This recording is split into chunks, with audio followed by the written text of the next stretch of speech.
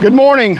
They kill you by the thousands, but can't execute a murderer of you is the topic of discussion this morning as we look at the beautiful American flag. So we got a lot to cover today. Hang on board. We're going to talk about some police officers who don't deserve our respect, because that's what they say about you, the pigs.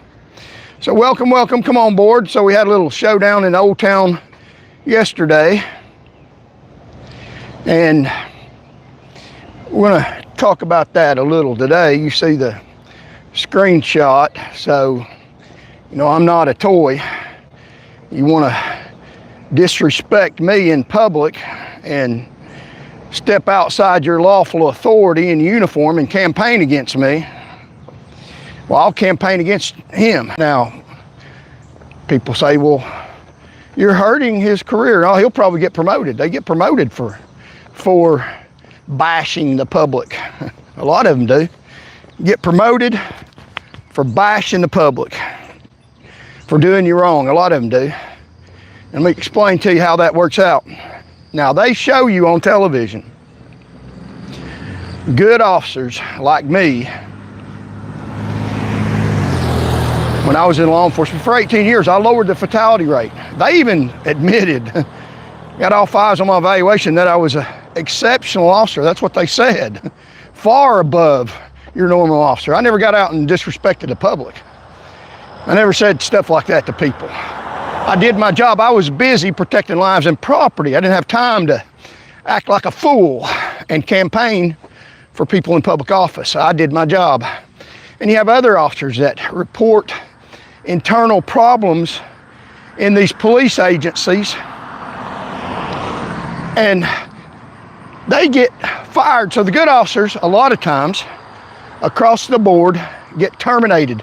And they put you on the news media, the lamestream media, you know, the fake news. They put you on the news media as someone who the departments are good because they're doing something about police corruption. Look at these officers that we're firing. But the officers that they're firing a lot of times, not every time, but a lot of times, are the really great officers that have a high degree of respect for you, that do their job and report internal problems within the department. And that's what you can't do. It's not about protecting the public. You can disrespect the public all you want to. You can go out and say blatant things in a uniform campaigning against political candidates all you damn want to. Doesn't matter. You get promoted for it as long as you kiss the ring, kiss the brass above you, kiss the sheriff, help him get elected. So the officers that do a great job are the ones that hang out. Their picture gets put on the front page of the news.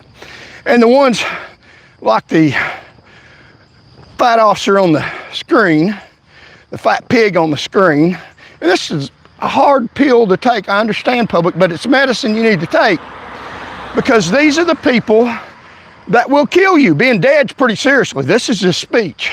This is speech. I'm not advocating killing him. I'm advocating him not killing you.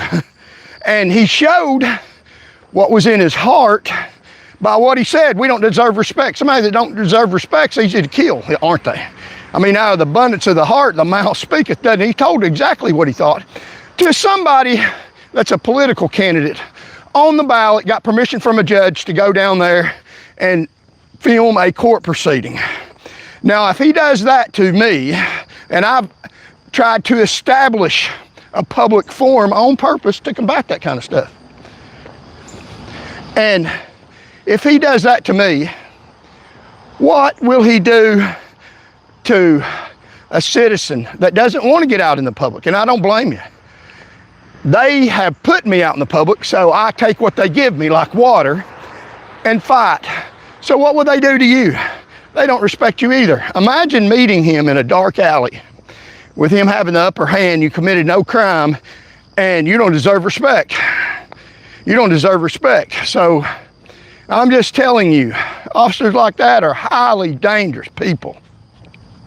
Highly dangerous people. They even tried to intervene in my recording by playing rock and roll music, because they know that it will click the copyright infringement and make my video not be published. So trying to make that not publishable. And if you try to do that to them, they have their videos where they record no matter what and play it on any form they want, and they don't even put out the truth to the public. They have it on their own servers, and they only leak it out if it's on their side. If it's not on their side, you never hear about it. And of course, my video wasn't on their side. Campaigning against a political candidate after you know is against the law. That's a criminal violation. You can't campaign against a political candidate in public. I had that sheriff's patch on. If you haven't seen the video, a sheriff's deputy told me in uniform, after I informed them that I appreciated their service, after I informed them what I was doing, I had permission from a judge to record his court proceeding, that I didn't deserve respect. Said that out loud in public and with other officers and other people around. So with a sheriff's patch on. This is a sheriff that can write you a ticket or not write you a ticket, has discretion. So he's telling people don't vote for him. Look at that patch right there. I am not for him as an officer of the state. That's not, you can't do that. You shouldn't be able to, but they do. They do and get by with it. They do and get by with it. And he has the authority the way to law, all these laws. You have to stay 20 feet back from them when they're in a stop.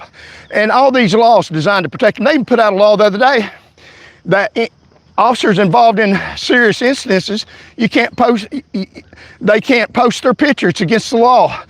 They have to be kept private. Well, I'm not under that law. And that wasn't a serious incident against them. That's a serious incident against me. And they did that to me to put me out in the public. And they play unfair. And putting him out in the public to show people what I'll do. If you continue doing that to me, I'll put you out in the public where you deserve to. Exactly what you said. I'm not a toy. If you don't want me to do that, don't say what you said to me. How dare you say I don't deserve respect to my face and expect me not to answer that. No, sir, you don't deserve respect. And you're not a sir, you're a fat pig, a low-life scumbag that doesn't deserve respect. You deserve to be kicked off the force and somebody that respects the public. I feel bad for people in Chattanooga. I've had so much trouble all across the state of Tennessee. On the ballot, I'm following the rules. People say you're breaking the law. I'm not breaking any laws. I'm not breaking any laws. I followed the law and got on the ballot. There's rules you have to go by. I followed the law and got on the campaign finance. I follow the law and politically campaign 9 a.m. to 9 p.m. Just like the law says. I follow the law. I know the law. I follow it. The problem is not me following the law, not following the law, committing a crime. Now, they alleged disorderly conduct, that I was about to be arrested. They didn't specifically say the crime, but that's what they always charge people with for speech that they don't agree with. What I don't follow is an unwritten law that you have a right to campaign. You have a right to campaign, a political campaign, but you have to conduct your political campaign the way we tell you to conduct a political campaign. It's subject to our unwritten laws, is that you don't speak about the corruption inside law enforcement agencies. You leave us alone or we'll find a charge and threaten you and talk down to you and show people, don't vote for him. We don't agree with his speech. So do you really have the First Amendment right in the state of Tennessee? I'm telling you, hell no you don't. You don't have a First Amendment right to do anything in the state of Tennessee. Law enforcement won't let you. They won't let you. If you run a campaign and you go praise them, and I was being respectful, I thanked them for their service. Did they thank me for trying to promote the public will and good for my service, 18 years of a record of excellence? Now they want to bury that.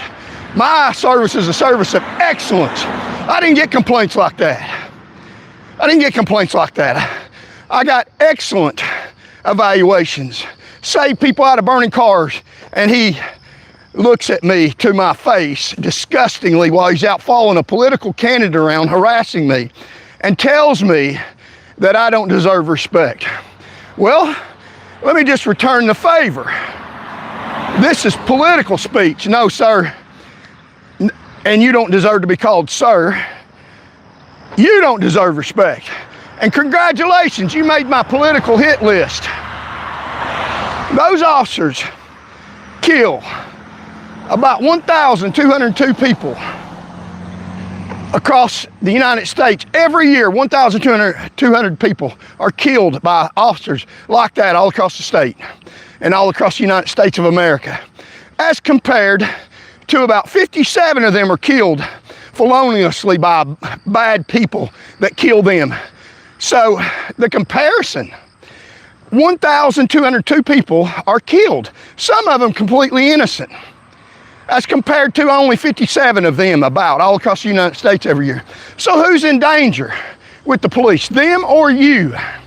Now, I'm not against police shootings that are justified, and there are some. I know and have talked to police officers who have had to perform the worst function sometimes that you could perform in law enforcement.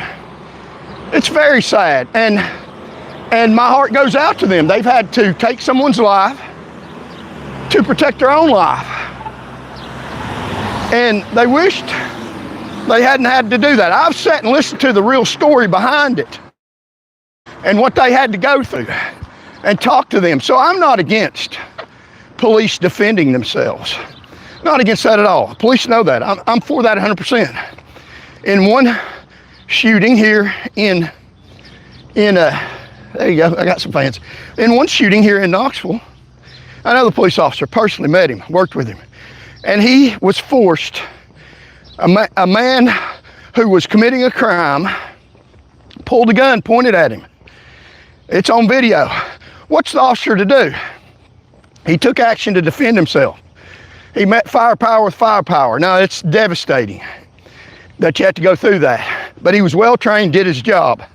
And the other officer that was with him, when the guy pulled out his gun, he pulled out his chemical spray to a gun. So who did the right thing? So there are times, I agree. I know I've been there. I'm not talking as a novice. I worked on the roads for 18 years. I know exactly what goes on, exactly what's supposed to go on, exactly what's not. I'm not saying that officers' shootings aren't justified. Maybe a lot.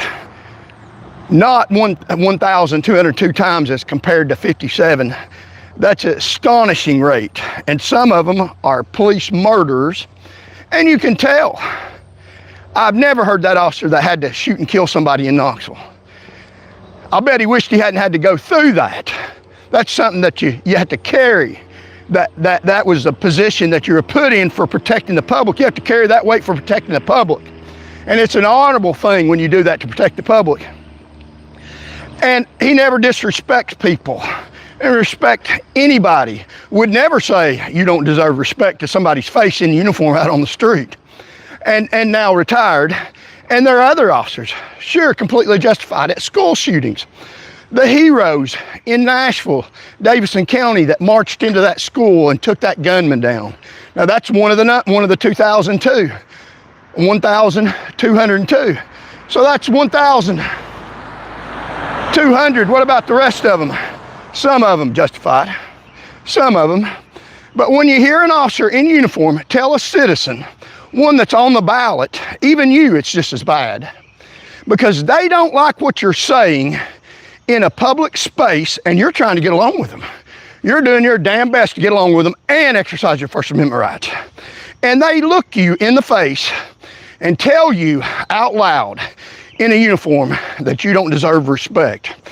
Now, what do you think they're going to do when they get the upper hand and they can make it look like a good shoot when it's not? And they have politics in the city and county in that area, most likely. And everything questionable is going to fall on their side. So they end up killing you unjustifiably, and they rule it justified. Now, that's what happens a lot. It's not, did you follow the law? It's who do you know, up to including killing somebody. And if the facts ain't there, the video disappears. And you won't hear about it. You won't see what happened. You have to take their word for it. And that happens all over the place, all the time, and one of them is too many. So they are murdering you, quite frankly. Statistically, small odds that many people need to be killed by police. Statistically, very small odds. Because in other countries, they kill some of them in a whole year, 0, with similar populations. So they're not doing things grossly wrong in other countries with a smaller crime rate than they are in the United States. It's a bad system, bad training in the United States of America. And you've seen it come right out of the mouth of somebody. Come right out of the mouth of somebody. They don't respect you. Somebody you don't respect, it's easy to take their life from them. And that shows his heart. Given the right circumstances, he has no respect for you, then he could kill you. Whereas if he had respect for you, didn't want that to happen unless he had to make that happen, then you'd probably still be alive. So they show you how they think by what they say, knowing he was being recorded, and then tried to lie about it. They tried to lie about it. And then they tried to cover up any other discussion about what I was telling them, and they could have left. I wasn't following them. They were following me. I never accosted them. They accosted me. They were following me around. They were following me around, trying to find a reason to kill me or to beat me up and put me in jail, like the city of Chattanooga Police Department already has. And if people say, oh, you caused disturbance, where's the videos at? Where's the video at? Every time they won't show a video, 9 times out of 10, it's because they got something that's adverse to their position. They only show the videos that, sure, they had no option other than to take immediate action to defend their lives, and they killed somebody. Sure, they put that out to distort the true picture, that the ones they don't show. It was just like the ones we showed you. And the news media loves that stuff. And now in a police killing, or sometimes in a police murder, and I love cops, it's not all cops, respect cops. But I'm just telling you, you're gonna respect them up to them murdering you? I mean, where do you draw the line? I'll draw the line, because I know the inner workings of these rogue police departments and how they murder the public at an alarming rate, wrongfully a lot of times. And it's a public paid for murder because you're paying their salary while they're killing your innocent brothers or sisters. And that's wrong. And then we have a prosecutor here in Knox County specifically, and all across the state of Tennessee, prosecutors that are police protectors. If you're on the good side and you worship the prosecutors and the judges in the system, you're good to them, you worship them, you don't protect the public, you protect them.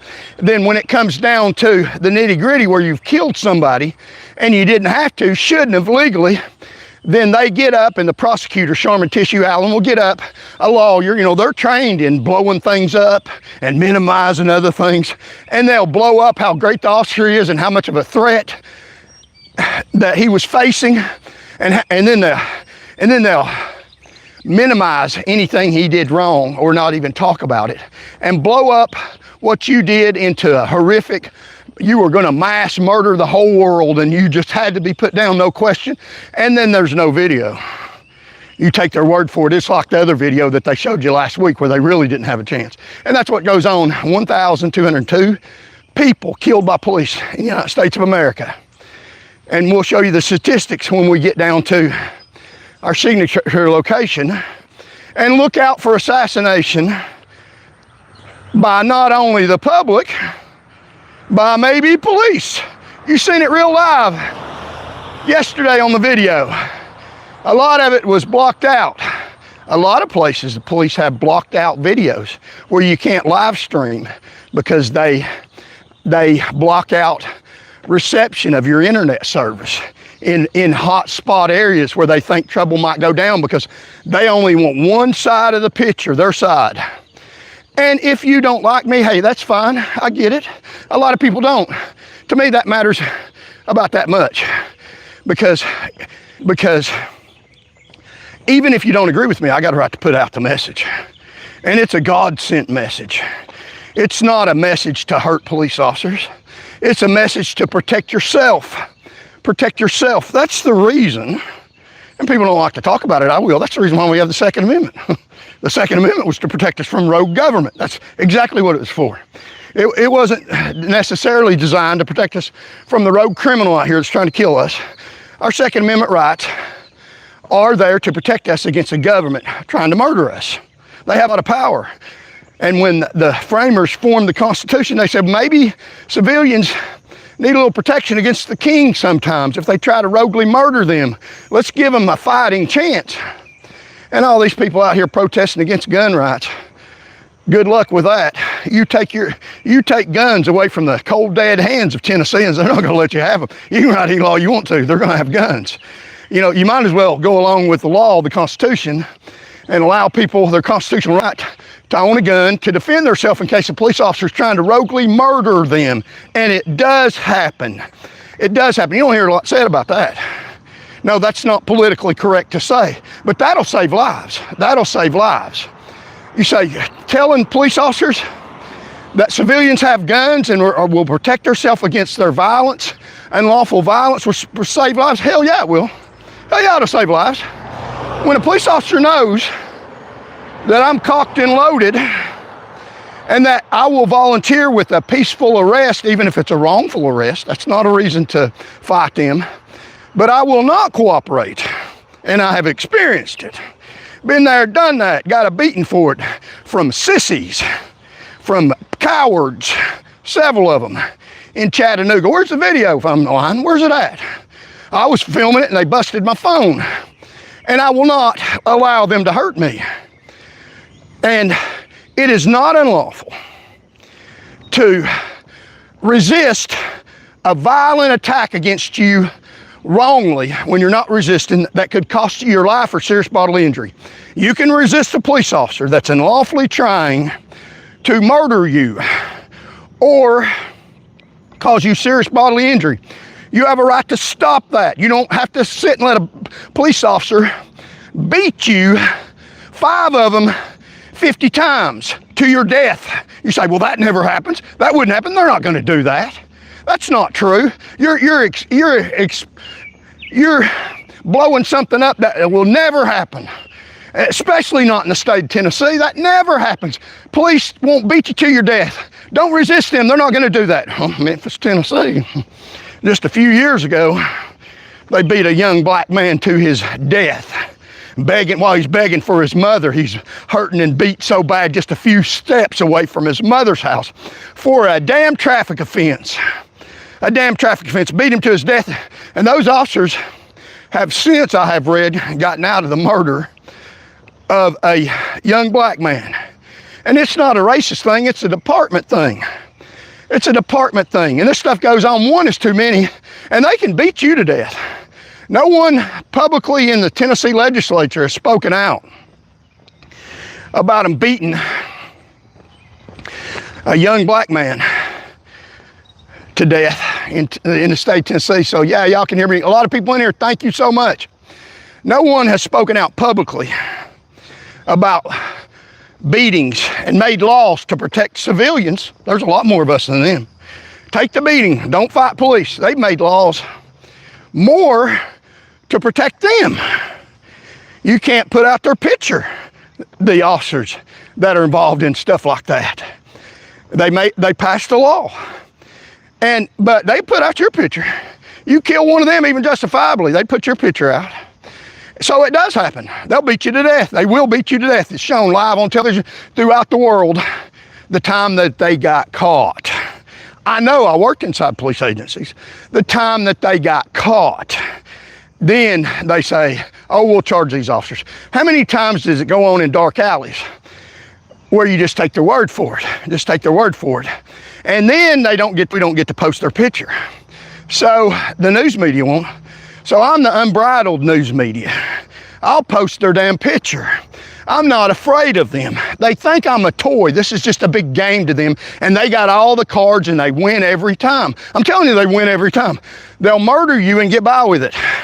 And you say, well, they prosecute people that murder innocent civilians when it's proven. No, they don't. Not necessarily. Rarely, they prosecute people and hang them out and terminate good officers. Saying that they're getting rid of the bad officers. The bad officers are staying. The ones that said that, this officer won't get fired, won't get disciplined, nothing will be said to him. Although he broke criminal laws, nothing will get done to him. He'll probably get a promotion because they get promoted for killings. You civilians, this is the truth. I know this is hard stuff, this is the truth. This is not anti-Christian or saying stuff bad about people. This is trying to tell you how to protect yourself. This really goes on in the United States of America. A lot. It's out of control. Police violence is out of control against civilians. 57 people across the whole United States of America killed police officers wrongly. And some of that 57, quite frankly, they may have been defending themselves against a violent, unlawful attack against them. Now, I know what the news says. You got the wrong channel. This is called Unbridled News with Charles Van Morgan. I'll tell you the truth, my boots have been on the ground. 4 years, I've risked my life. I do deserve respect, and I've earned the right, and I will use the right to protect the public. So subscribe to this channel, where you get the truth from a witness who's had his boots on the ground. I'm not against police. I love police. I love what they do. If you spend a day doing what they do, you would see the alarming nature, the seriousness of their daily lives. It is a job that people get into only because they're called into it. It's a job, a lot of people, I know my stepdad, after I was 18, told me I wouldn't have that job because it is so horrifically intense and dangerous. And you have to have the heart of a servant to do it successfully and justifiably, or have the heart of somebody who wants to kill people. And some of them do. Some of them are wicked. So I love police. I love police. A lot of them, people think I'm speaking against police. I'm not. A lot of police officers like me. A lot. Tried to help me. Would help me today. And have called and checked on my safety, health protection, and well-being. Now they do it secretly because they know that I'm not favored by the higher echelon in these departments, so they can't publicly stand out in support of what I'm trying to do, put political pressure on the government to act right, to fly right. That's all this channel is about. It's not about violence. It's not about killing police. It's not about having to be forced to politically tell the truth about people. That is a necessary function of a legitimate political campaign. You have to tell the truth. Now, sometimes that's not popular, but my goal is to be truthful and effective and secondary popular. If I win an election off the backs of, like Lowell Russell, racist, white supremacist, anti-Jewish people in the county that he is over, I'd rather not win. I won't win that. I'm not pandering for white supremacist votes or even black supremacist votes. They're out there too. If I did, I could possibly get more votes. That's one way to do it. And you get elected in public office being a racist because you're on the backs of racists and you support those people. That's not my goal. If I get elected off the backs of rogue people, that's good if they vote for me. I wish you would. But I'm not pandering to you. I'm not going to promote racism. I'm not going to promote police violence. I'm not going to get popular or run a news show on popularity and trying to be a star line. I could pander to popularity all day long. Just say what's popular, what the news media goes along with, echo chamber for the government. But I'm not doing that. I'm not doing that. It's not right. It's not godly. It's not truthful. It's not a fighter fighting for people. Now, I didn't ask for this fight. I didn't ask for this fight. Many of y'all seen First Blood. Now, he went over to Vietnam, and he didn't ask for that fight. The government put him in that fight. And then he comes over here to the United States, and they run him out of Dodge and hurt him and draw first blood. So he fights back. He fights back in a fight they chose. So if y'all think that I'm attacking, well, I am politically, but they drew first blood. And this fight's not about me. I was out protecting the public when they started a fight with me, but they picked the wrong dog. It's a little dog, but it's got a lot of fight in it. A lot more than them dirty cowards do, and they're full of hot air. They're full of hot air. They're fighting for nothing but ego and bragging rights and promotions and kissing the ring, and not for your safety like they're sworn to. They don't really give a care about your safety. Given the chance, the upper hand, they will kill you. And I've talked to officers that have had to shoot someone in the line of duty to stop a threat, and it's ended up in the person's death. Several officers. And know what they went through. It wasn't a pleasant experience. It was something that was forced upon them by circumstances. And they did their jobs like they should have done. So I'm not against police shootings in self-defense of themselves, serious bodily injury or death, and other people. But if you compare what happens in the United States of America, 1,202 people killed a year, about average, as compared to 57 police officers killed on the job, murdered, raped, stabbed, as compared to police killings, 1,202 of you civilians are killed, as compared to only 57 of them killed. Now, who's in danger? Who's in danger, us or them? And a lot of it is the way they run the agencies and the way they get rid of good officers and keep the bad ones as a pretext to make you think that they're doing their job, getting rid of bad officers, when they're getting rid of some of the best ones. And I know several officers that they've gotten rid of for reporting internal issues, serious internal issues in the department. So they rig it up like the officer's violent or dangerous by lies and fraud and perjury, and the judges go along with them in Tennessee. Because the government is set up to protect people in the government. And that's what they do. If they have to kill you in order to protect people in power, they know how to get it done. They own the judge. He's in their pocket. And that's the way it is. I've been on both sides. I know how it is. I know how it is. It's wrong. It's dangerous to you. And then killing civilians at an alarming rate compared to other countries with similar population, it's at horrific levels. Horrific levels in the United States. With even if you add for crime rate in other countries, killing people at an alarming rate, and we'll go over the numbers here in just a few minutes if we can get across the road. So yeah, we got almost 200 people in here. Even if you take account for the crime rate in other countries, they're still killing similar crime rate in other countries. They're still killing at an alarming rate in the United States of America. It's because of a systematic issue in law enforcement all across the United States of America.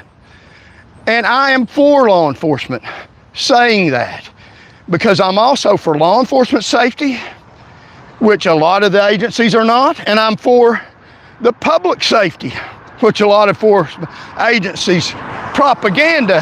It's on the side of their car to protect and serve. Really? Really? Is it? How about you? Let's see your walk, not your talk. So here in Knox County, in 2026, We've had several people killed by police. Now, I've seen the video of some.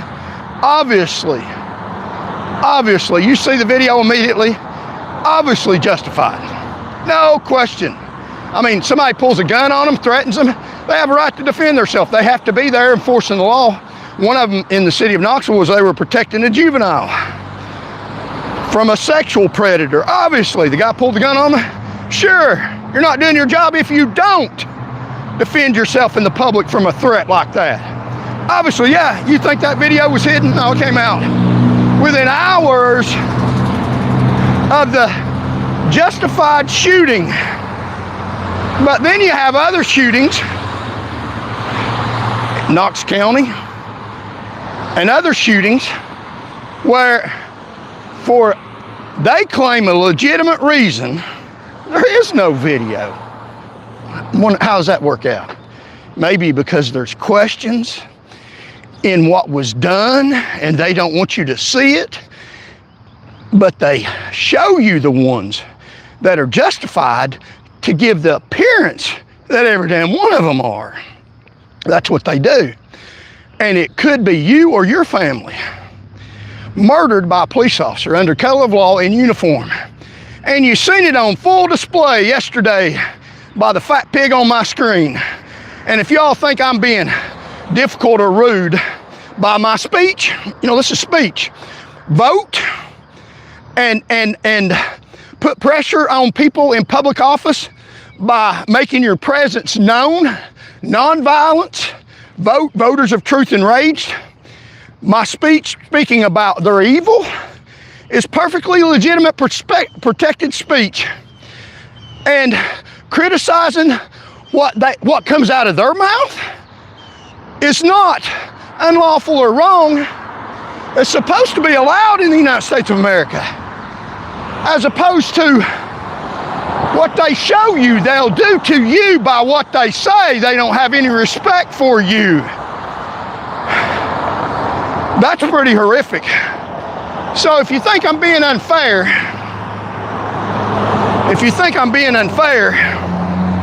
imagine you're dead all over the road, blood all over the place, and you disagreed with a police officer, or he needed a number, or he was having a bad day, or he mistaked your cell phone for a gun, and you're dead, and you had to suffer, maybe look at your murderer, and he knows he didn't do what he should have done, and he doesn't care.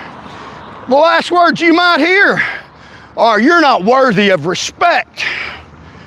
You're not worthy of respect." That's why they can kill you so easily, because you're not worthy of living. You're not worthy of respect. You're not a human being. You're an animal to them. You heard it come out of the horse's mouth. I heard it loud and clear, and then he tried to deny it. He knew he messed up. And that's the people that will toast you. They'll kill you. May say that to you while you're dying, bleeding all over the road. Now, which one's worse to point out? Hey, you shouldn't say that to me. He said that. And call him a fat pig while you're dying. That's bad. That's compared to what he just done to you. Killed you. People have a mixed up scale. They think that talking against the establishment is challenging God Almighty. And no, it is not. No, it is not. Standing up for the poor and the needy and the sick and the afflicted and the helpless is all throughout the holy words of Scripture. Now, there are verses in the Bible, I get it, that say that we are to obey Caesar. But it also says we're to obey God rather than man. And the government is a power that you should respect as long as they're lawful and legal. And we're supposed to respect the government. But God's the higher authority. The higher authority, the higher power. In the book of Romans, there's a higher power. And we obey that higher power rather than man. And God gives people life, and it's valuable. And we don't have any obligation whatsoever at all, anywhere in the Holy Book, to let the government kill us. We don't have that obligation. That's not Christian to let the government kill you. And the time to prevent it is ahead of time. Time to prevent it ain't after your family's crying over you can't do nothing about it. They won't show the video, it's gone, and the person will lie about saying, well, you don't deserve respect before they kill you. If it's in private and you're the only video going, and if you got a video running, they'll play rock music to cut it out. That's what they did just the other day. You seen it live. I've got a right to say stuff they don't like. The First Amendment doesn't protect speech that the government likes. Doesn't protect that at all. Wouldn't have to. They like it. They want you to yell it louder. If I'd have been out there praising cops and telling them I was going to give them a promotion and likely to get elected because I got money to buy a lot of news press, they'd have been out there turning around the other way, protecting anybody from hurting me. I'm going to give them raises. I'm part of the system. I'm part of the corruption. They love it. They'd love me. They love the mainstream candidates. They would never tell them that. They wouldn't be allowed to. But I'm on the ballot too. But I don't deserve respect because I'm saying what they don't agree with. In America, that's what the First Amendment protects, me more than them. It doesn't protect them because they don't need protection. I literally need protection against law enforcement in the state of Tennessee. And that's just one incident. It happens all the time. If I go out knocking on doors almost on a daily basis, almost in every county all across the state of Tennessee, for peacefully going out knocking on doors and criticizing people in the government. And that's the most protected speech that you can get. And they don't respect me, and if they had a shot at me without a camera, they would take it. I know it, I feel it. I was in law enforcement for 18 years. You have a sixth sense. You can feel danger. Sometimes you can't see stuff, or you can't point out what it is that's bad. You just know something ain't right about this. Something's not right about this situation. It's something you've seen in a flash, and you can't completely articulate it because your mind picked it up, but it hasn't organized it yet. Some people call it a sixth sense. You go into a situation or call, and you just feel bad about something. You know what it is, but you just think your life's in danger. And you can't say exactly what it is, but you know something's wrong. You have that feeling, that sixth sense. Hey, this is a bad situation. I need to be on guard and protect myself, or I need to get the hell out of this situation till I have some help. This is not good. And a lot of officers know exactly what I'm talking about. They don't know what they saw in a flash, but they saw something, or they felt something, and it wasn't good, and the hair's standing up on their head. Now, they can't tell you exactly what it was at the time. Later on, they say, yeah, I knew something was bad. I knew, I could tell. It's a sixth sense. It's intuition. It's what you picked up over the course of years and circumstance, and sometimes you don't know exactly what it is at the time. You just know you better get the hell out of Dodge or get your hands up, because shit's getting ready to go bad. Or for my more conservative audience, because stuff is getting ready to go bad. For my hell-raising audience, because damn shit's getting ready to go straight to hell south. And you just know that. You can't articulate it. And then later on, after the situation's over and you protect yourself, you find out what it really was, and it's like, yeah, damn. Man, I'm glad that I caught that. I didn't even know. I just felt bad about it. And when people tell you, it's called picking up on clues. Clues. Pick up these little small clues now. Paying attention to what the hell's going on around you. After the fact, they play videos of police officers being killed. And after the fact, there's blatantly obvious clues that the officer should have acted to defend themselves before he ever got a clue. Signals that people do, that if you're a well-trained officer, know what the hell's going on, you pay attention to those clues.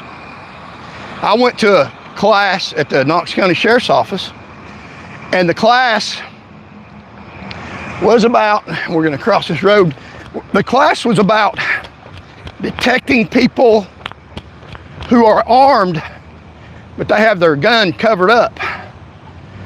And it was about determining if somebody has a weapon on them by looking at them and being able to determine that they might have a gun on them. And it's some obvious things, but it's to teach officers to pick up on clues so that they know what they're dealing with. For example, a coat that's hanging more to the left side than it is to the right might mean that they got a gun in their left pocket because it's hanging down, it's heavy. So they know, hey, this situation, the person might have a gun in their left pocket, it's hanging down, their left coat. So, you know, keep an eye on their left hand and their right hand too.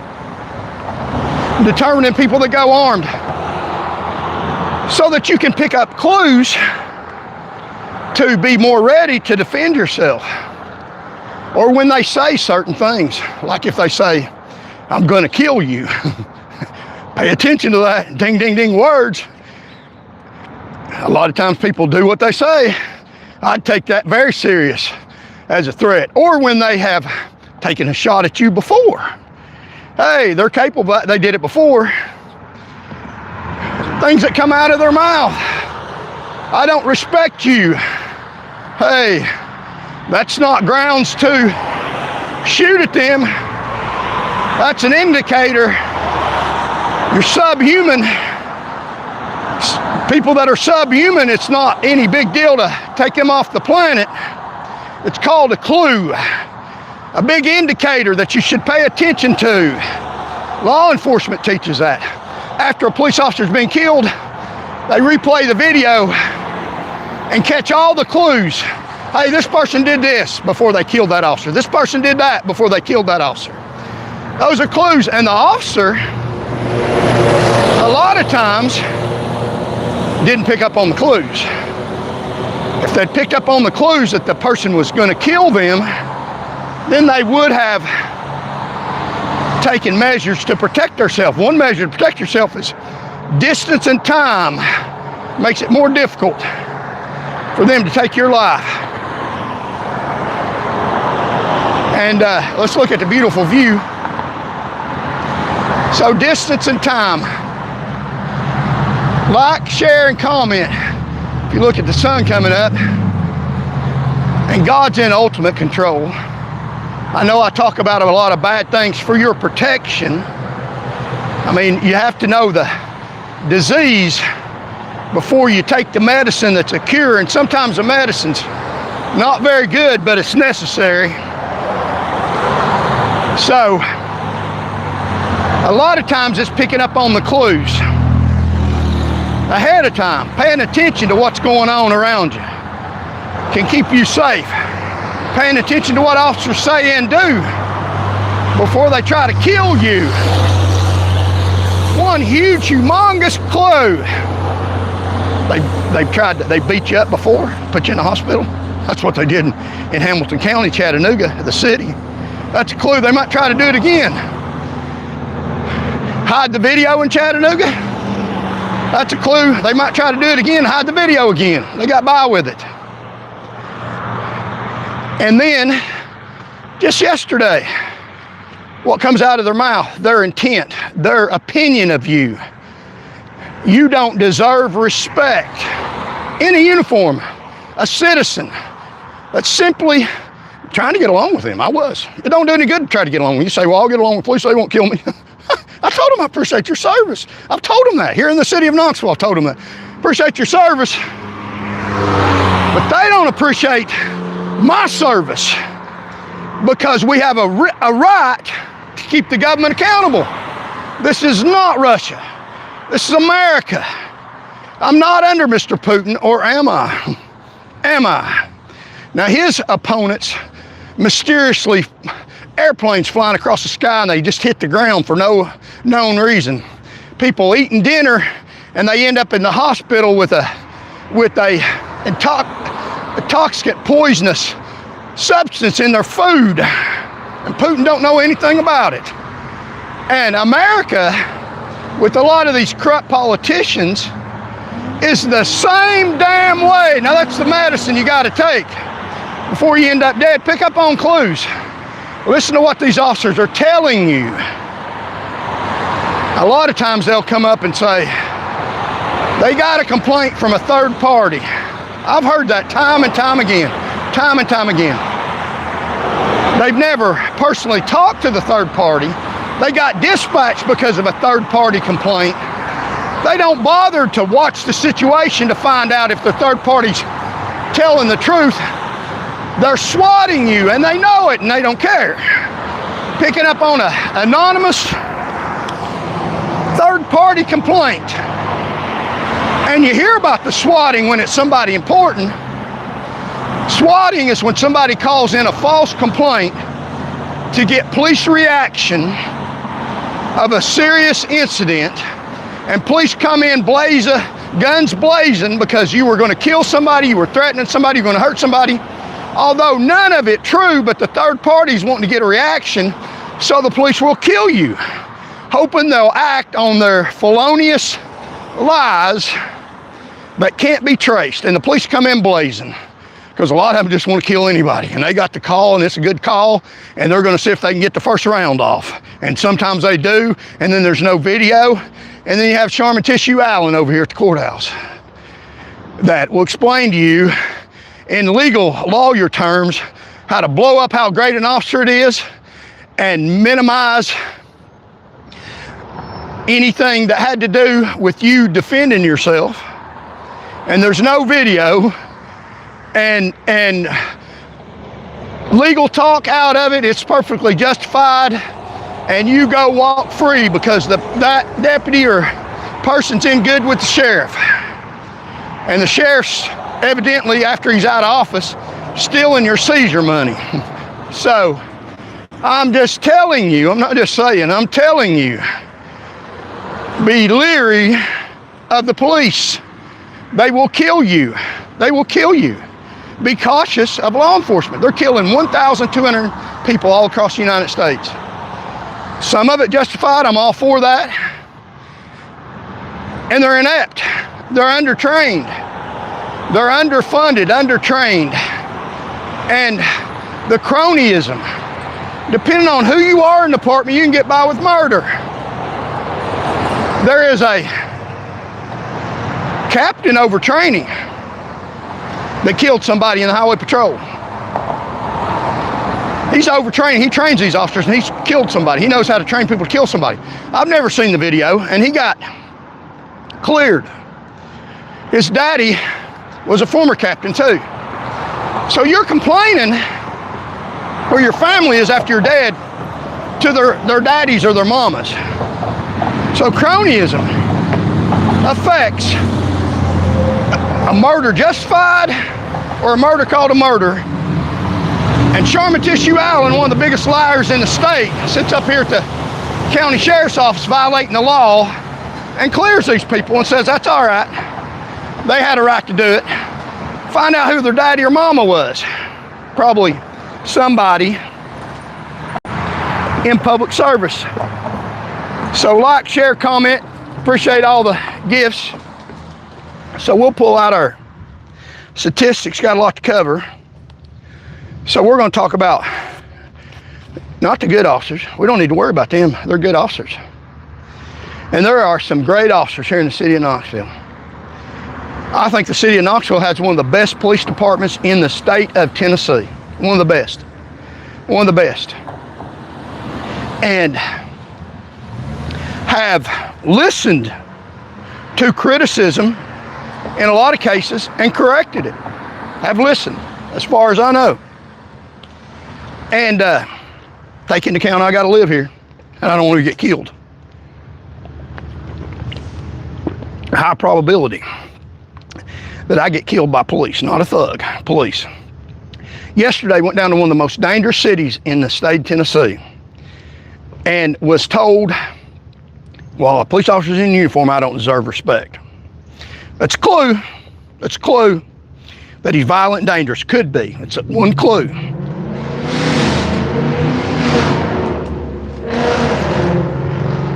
So,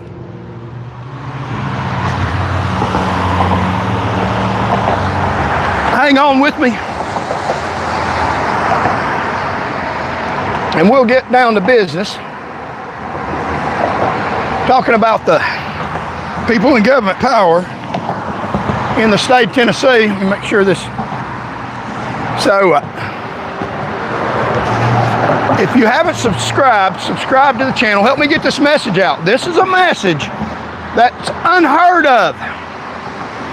No one says the things I'm saying with the intensity and truthfulness of what I'm saying it. They frame it wrongly as anger. It's not anger. It's not anger. It's training. I know how to do this. I know what goes on. It's out of trying to protect the public with legal fierceness. And they frame it as anger. To label me, don't listen to him, he's angry. I'm not angry. I've been trained. I got some scars, yeah. Hell yeah, I do. Other officers all across the state do too. They know who they are that have been wronged by agencies. But that's training. While I was out doing right, I didn't pick this fight. I was out at night, quietly, protecting the public better than any trooper in the state by their own damn admission. Now, I didn't have a daddy in law enforcement. My daddy was killed when I was 2 years old. I'm not bitter about that. It was more training. I learned how to fight my own battles, to stand up against the establishment. I don't have to have a lot of help. In the campaign, I have to have your vote to put political pressure on them. So they attacked me. They attacked me, almost 200 people. They attacked me while I was out saving lives, lying about me, trying to pin something on me that was a lie. I even got judges to lie for them. And so, like water, a political and even military strategy, and I'm using it politically, is take what ground they give you. Take what ground they give you. If you're in a fight with people and they picked a fight, they drew first blood. I wasn't wanting to fight with them. That wasn't my endeavor. My endeavor was to protect the public. So God gave me a new fight, which I'm a fighter. People call it angry. I wasn't angry. I arrested more people than anybody in the state for their own benefit, lowering the fatality rate single-handedly. When I left in 2011, the fatality rate was under 1,000 people on Tennessee roadways. Through the years since I ain't been out on the road protecting the public, which is what I was originally fighting, a good fight, as a Christian should do, that honors their oath, I never killed anybody, never had to. I was out fighting that fight. The state government showed me the real fight needs to be people in power that are rogue, that allow people to get massacred all across the United States of America, all across the state of Tennessee, by what I was fighting, and in other ways through drunk driving, because they have failed to arrest drunk drivers through the past 15 years. The fatality rate has spiked, 45% more dead people because of inept law enforcement, because of them driving drunk and arresting you while they're driving drunk. Now, that's not a conspiracy. There's actual literal cases of that phenomenon. Police officers on duty under the influence of alcohol by their own damn machines, registering a illegal alcohol level unlawfully in uniform, driving state patrol cars. And they are arresting people who are stone cold sober.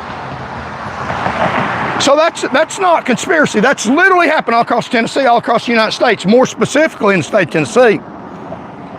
So government corruption, they took me away from that fight. I was in that fight legitimately. You can't accuse me of arresting people unlawfully. Look at the blood test. Even ones that ended up in the fatality of their own person, more than double the legal limit of alcohol. They killed theirself, and they pin it on me while they're out here arresting people that are stone cold sober. So I'm telling you that they are functioning against you, law enforcement is. Murdering you by the thousands while they're getting murdered 57 a year. So they don't do their job right. And I was doing that, and then they took me off the fight on the road. So that's fine, I find a good fight. So now they gave me public attention, thought it for my bad.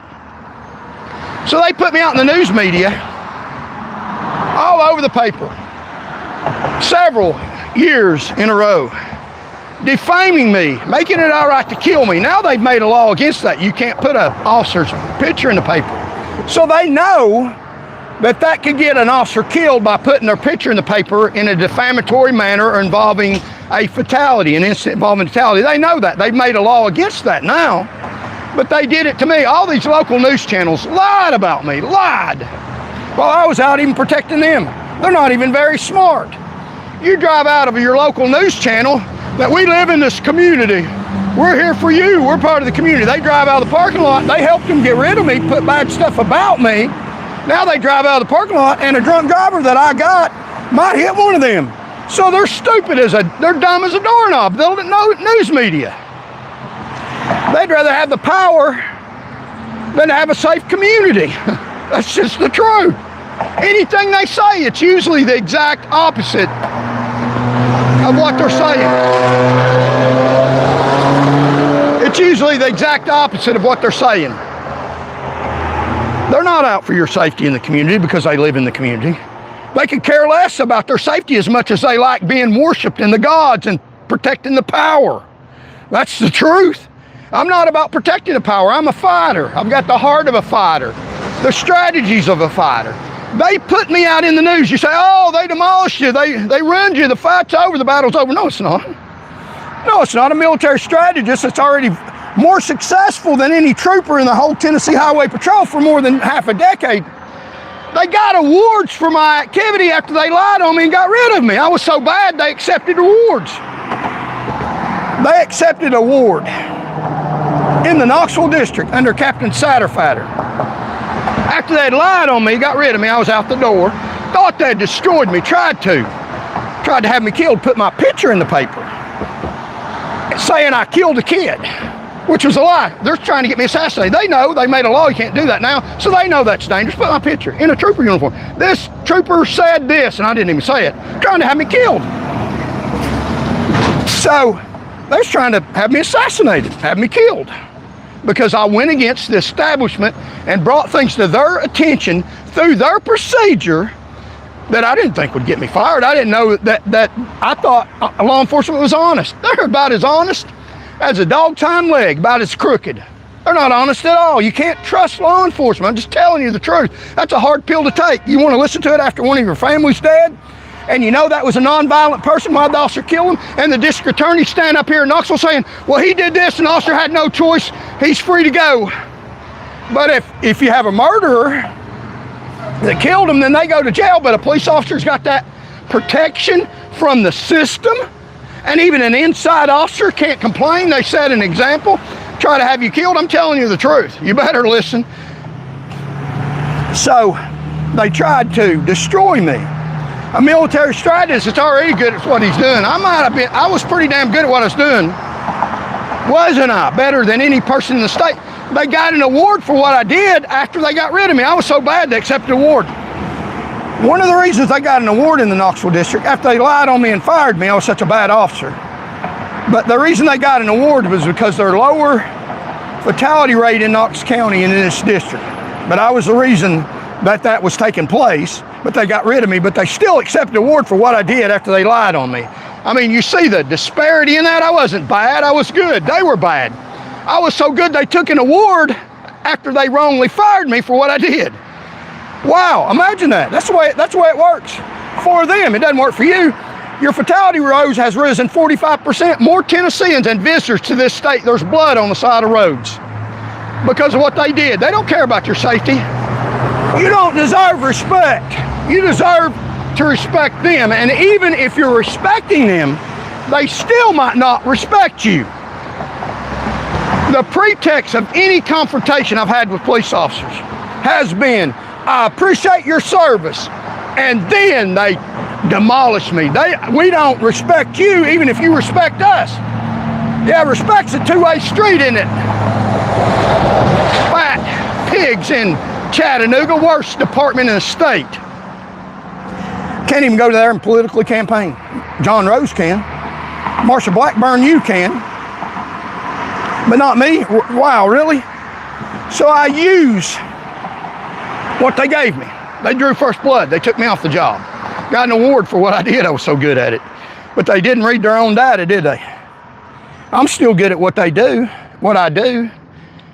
that they got an award for, even if I'm not working for them. I'm still good at combat. I'm still good at military strategy. I'm still good at politics. Now, I'm not in any kind of violent stuff. I know chief of police and the sheriff and all across the United States of America, all across the state of Tennessee, sheriffs and police chiefs and TBI and FBI listen to me say something violent. I'm not into violence.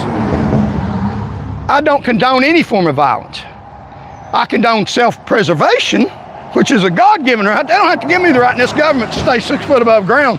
I'll stay 6 foot above ground with or without their permission. Whether or not they respect me or not, I'll be disrespectful and stay alive if that's what they want to, if that's where they want to go. Now, I'm not breaking any laws. But my means and methods are you take what they give you. They put me out in the public. I didn't want to be in the public. I didn't choose this. People say, oh, you want to be a big star. No, I didn't choose this. They chose this for me. While I was doing good, they took that good fight away from me, thought they'd destroy me. They thought they were a little smarter than him. They're dumb as doorknobs. They're not to be feared unless you take them lightly. But they're full of hot air. They're fat pigs. They're worthless for the most part. So I took what they gave me, public attention. They put me out here like water. That's what a military strategist does. You use what they gave you. The target now is not drunks on the road. I'm out of that fight. I have never arrested one drunk driver. Or I have protected people that were drunk driving by driving them home. But I'm not in that fight anymore. I'm not arresting drunk drivers. I was duly authorized by law to do what I did and did it legally and legitimately, and they lied on me.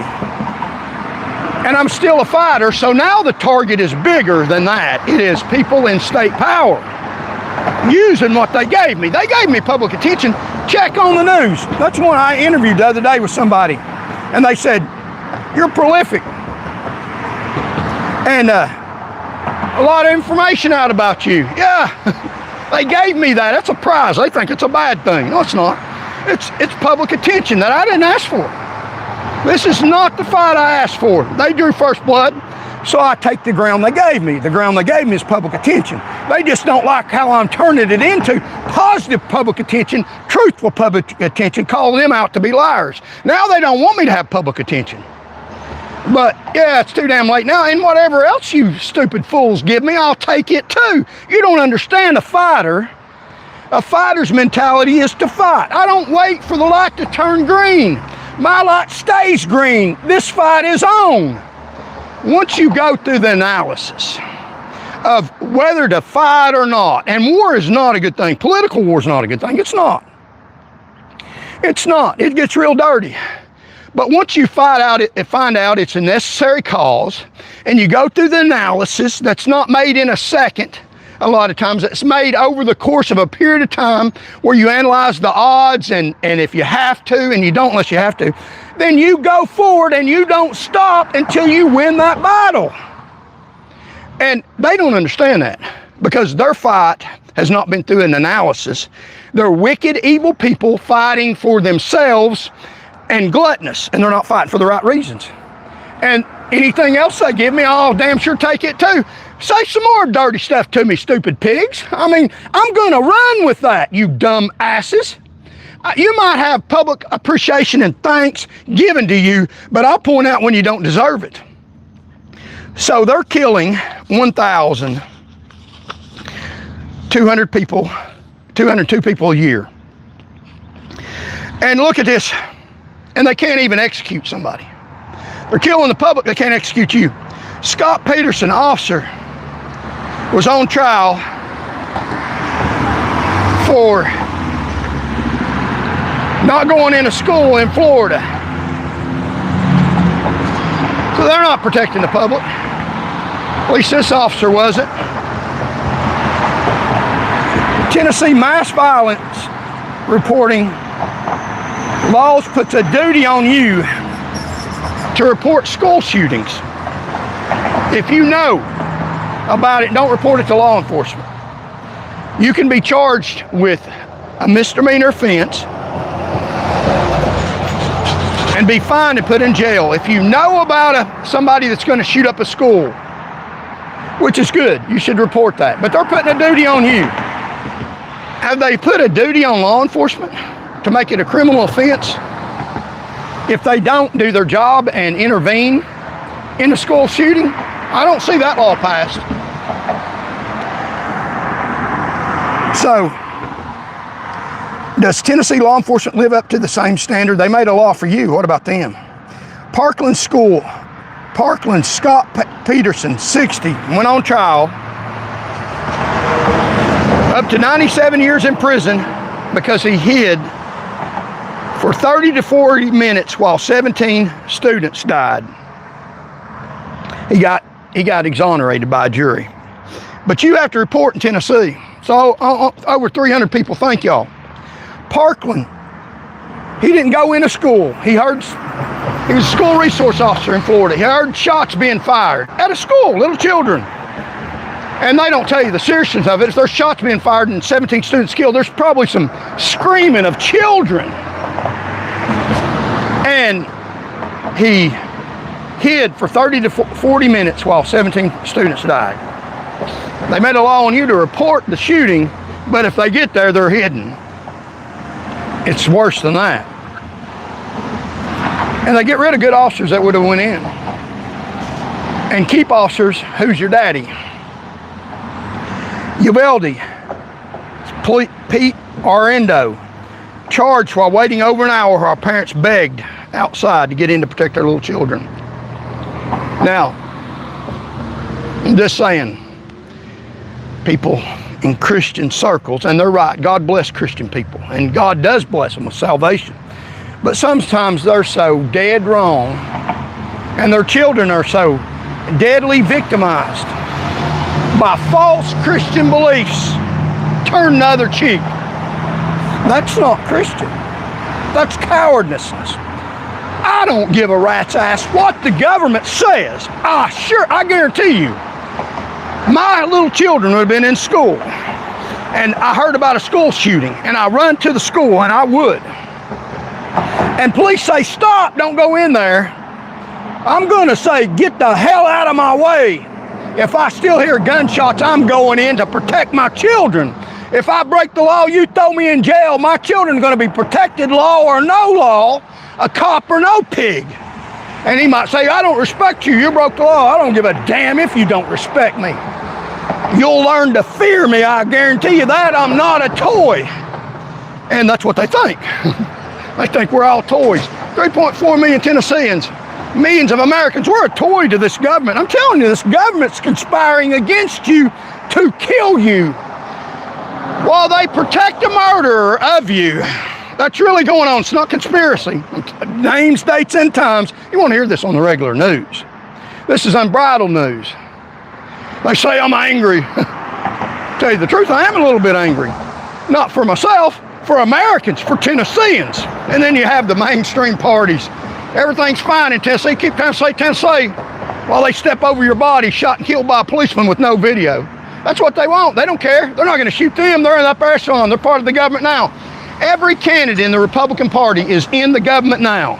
They're not standing up against the government. They give you a little meat to say, we're fighting the government. No, they're not. They say freedom, and then they get money from rogue organizations that deny your right to make choices. That's not me. It's not. I don't care if I get one vote. I care about standing for the truth and having honor before God Almighty. And I could care less if they don't think I'm honoring God. I'm not Catholic. I don't have to go through them. Christians stand up and fight. They're trying to take away your First Amendment right to preach the gospel. They did me. And to run for public office. So he stopped people begging to get in school. Don't beg to get in. Go protect your children. If that's the case, Tennessee law, TCA 39-16-517. If you know of a threat of mass violence at a school and don't report it, Class B misdemeanor. Passed 2021. Penalties increased in 2024. That's in Tennessee. So you got to call them to show up and stop you from coming in to protect your children. That could be the potential case. Now, I'm not just saying, I'm telling you, because there is a law that tells you to report it so they can show up. Possibly stay outside. There's no criminal offense if they do, But there's criminal offense if you don't get them there. And if you get them there and they're standing outside and you try to get in and protect their children, there's a law against you not reporting them there and against you disobeying police officers to go in and protect your children. But there's no law that mandates they do their job. The law demands citizens report immediately. Does Tennessee enforcement hold itself to the same immediate action standard? Hell no, they're not passing laws that mandate they mandate you call them. They don't mandate what they do once they get there. Why don't they mandate that? You know, the whole fruition? They won't do that. The law on the books, Tennessee lawmakers passed a law that says if you know about a threat of mass violence at a school and you sit on it, you're committing a crime. That's effective right now.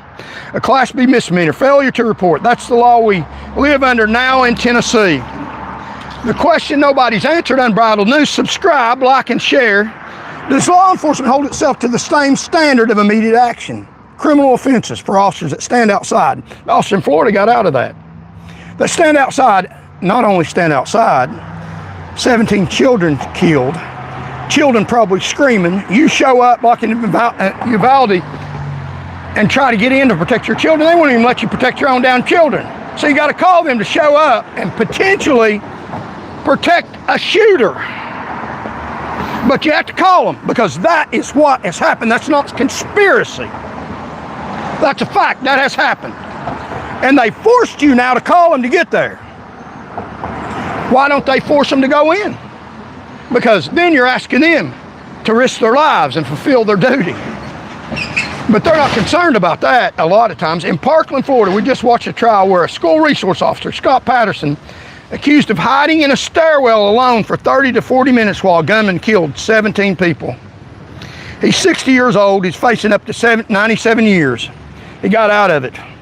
In Uvalde, Texas, former school police chief Orlando was under indictment waiting for more than an hour outside a classroom while parents begged for officers to go in and save their kids. You got to get him there. You're by law mandated to get him there in Tennessee. You got to do that. Get him there to keep you out. I agree with that law. People should have to report. And police officers should investigate it justifiably, not the swatting. But they should be mandated by law to go the hell in and save the children. And now that police chief in Texas got out of it. And these are the two clearest examples in the country of law enforcement failing the exact duty they were trained for, run towards gunfire. Now, in all honesty, I searched Tennessee records that mirrors Patterson Orlando, an officer who froze, hit, or failed to engage during an active shooting here at home. I didn't find one. That's worth saying blatantly, because I don't deal in rumors and I don't manufacture a scandal that doesn't exist. That has happened in the United States. If you know one, bring it to my attention. In fact, in Nashville, they have some heroes, Tennessee heroes. What I did find is this: Tennessee got it right. March 23rd, March 2023, at the Covenant School in Nashville, Metro officers Rex Elbert and Michael Collazo, Collazo, went straight toward the gunfire. 14 minutes from the 911 call to the shooter being neutralized. They didn't wait in a stairwell. They didn't wait for backup. They went in and did their job. Detective Sergeant Jeff Mathews said it plain. He stepped over a victim to keep moving toward the threat because that's what the training demands. These officers are heroes, and Tennessee should say so loudly, especially when Florida and Texas are showing the country what happens when officers don't do that. The training came from previous experiences. When I was first in law enforcement, before 1999, when they had school shootings, as a first officer on the scene, you were trained to set up a perimeter and wait for the SWAT team to go in and neutralize the threat or deal with it, and a negotiator. Even during active shooting, And then Columbine happened. Active shooter training that told Albert and Cozuno to run towards gunfire that they didn't. That training existed because of Columbine, April 1999. Before Columbine, police doctrine was to set up a perimeter, wait for SWAT. Columbine changed that doctrine forever because the delayed cost lives. Every active shooter protocol used today, the one Scott Patterson is accused of ignoring, the one Arendo is accused of ignoring, the same one Nashville officers followed to the letter, traces back to the lesson paid for in blood at Columbine. They had an active shooter going on in Columbine killing students, and they set up a perimeter and students got killed.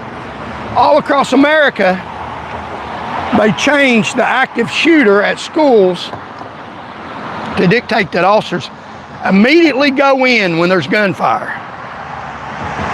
My message to Tennessee lawmakers who want citizens held criminally liable for failing to report a threat, fair enough. But the standard needs to run both directions. If a citizen who stays silent for even a few hours can face a criminal charge, what's the standard for an officer who stays silent, who stays hidden for 30, 40, 60 minutes when children die because maybe as you, they deserve no respect? Clean your own house first. Hold your own to the same standard you're holding us to. So let me get the actual statutory text. Tennessee 39-17-306, disrupting meetings. We're talking about the situations where they arrest me in public, turning the page. Yesterday, they threatened to put me in jail for peacefully, non-violently, permission from a judge to go to a public meeting. And they let these people pass here, and they threatened to put me in jail. Hello. Good morning.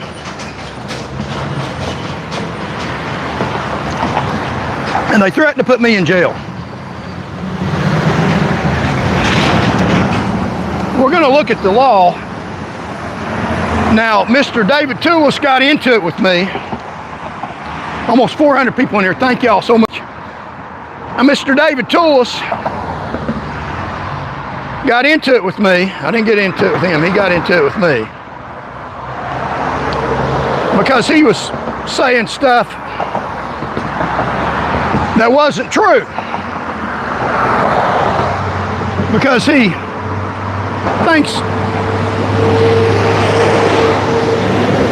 thinks he knows the law, and he doesn't. So he was saying that he doesn't believe in threatening people. Doesn't believe in threatening people. Framing it as me threatening people when these police officers were being disrespectful towards me. They were violating campaign laws, and they were threatening me. And I didn't threaten them with any unlawful, illegal activity. And he was inferring, framing it, that I was. And this is what a lot of people do. Before you go up against me, learn the law, go to law school, pass the bar, if you're going to argue about the law, or read up on it. Now, there are a lot of civilians that know maybe more law than me. He's not one of them. He's not one of them because it is absolutely not unlawful to make a legal threat against somebody.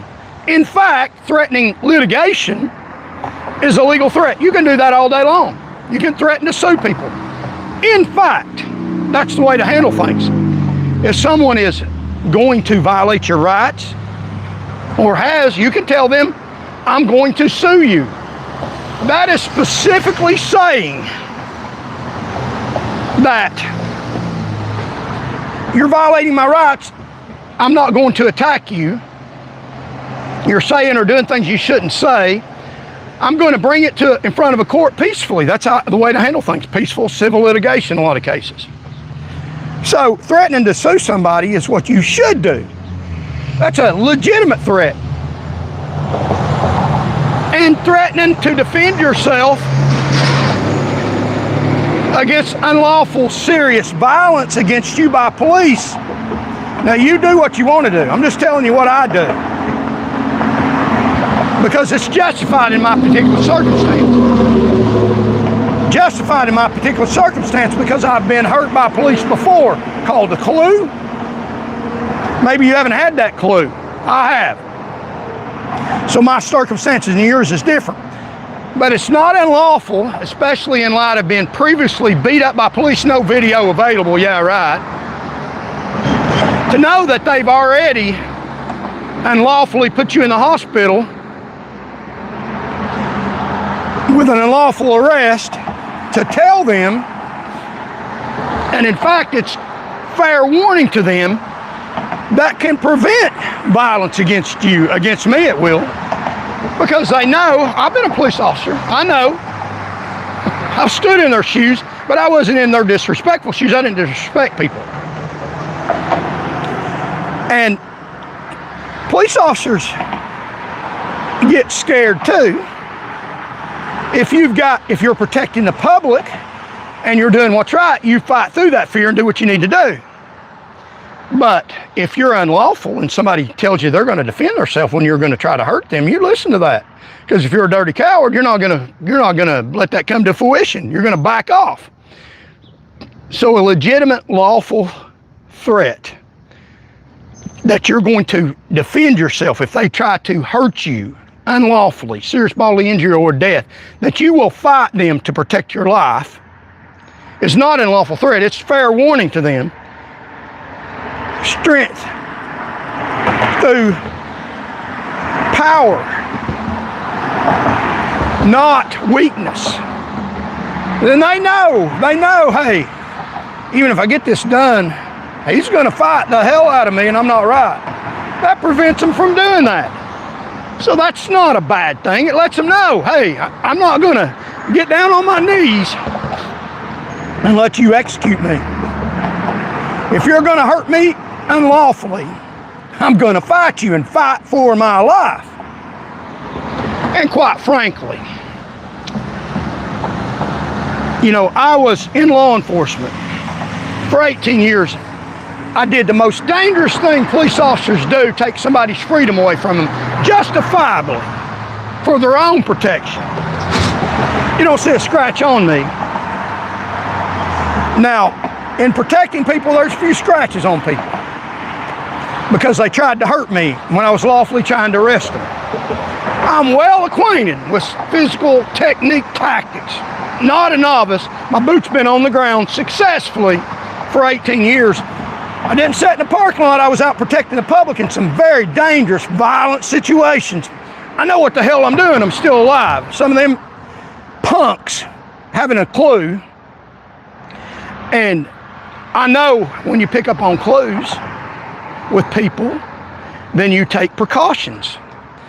I've been in situations where I had a man pulled over on Clinton Highway who was drunk. He was going in excess of 70 on Clinton Highway in a 45. And he pulled over in the Walgreens parking lot and he turns around and faces my patrol car. Now he was drunk, very drunk at the time. But him turning around facing my patrol car, people don't normally do that. It's a clue. Hey, this person is challenging authority. And I haven't did anything wrong, legally pull him over. He's got to know he's speeding or should know. So that's a clue. So I don't run up on his car like guns blazing. I get on my radio and call for assistance. The Knoxville City Police came out and get on the other side of my car where he don't know where I'm at because the lights are on him, it blinds him, because I got a clue, picked up on the clue. And he comes walking up to the car and he don't know where I'm at. I'm not approaching him. And he gets all the way to my car where I have to approach him so he won't go get in my car. So I go up to him And I start just talking to him, just in a monotone, calm, normal level, saying I was just checking on him, make sure he's all right, and then trying to keep the status quo. And I could tell by the way he was acting, he was ready to fight, and that's what he wanted to do. So I maintained the status quo, and I could have fought him. Big old guy. His arms were huge, very muscular, and he appeared like he could defend himself.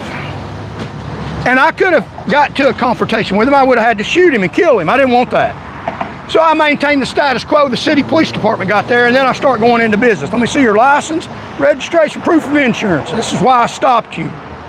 And after I have the backup there where I don't have to kill him, three officers can tackle him and get him in cuffs if he starts trying to fight.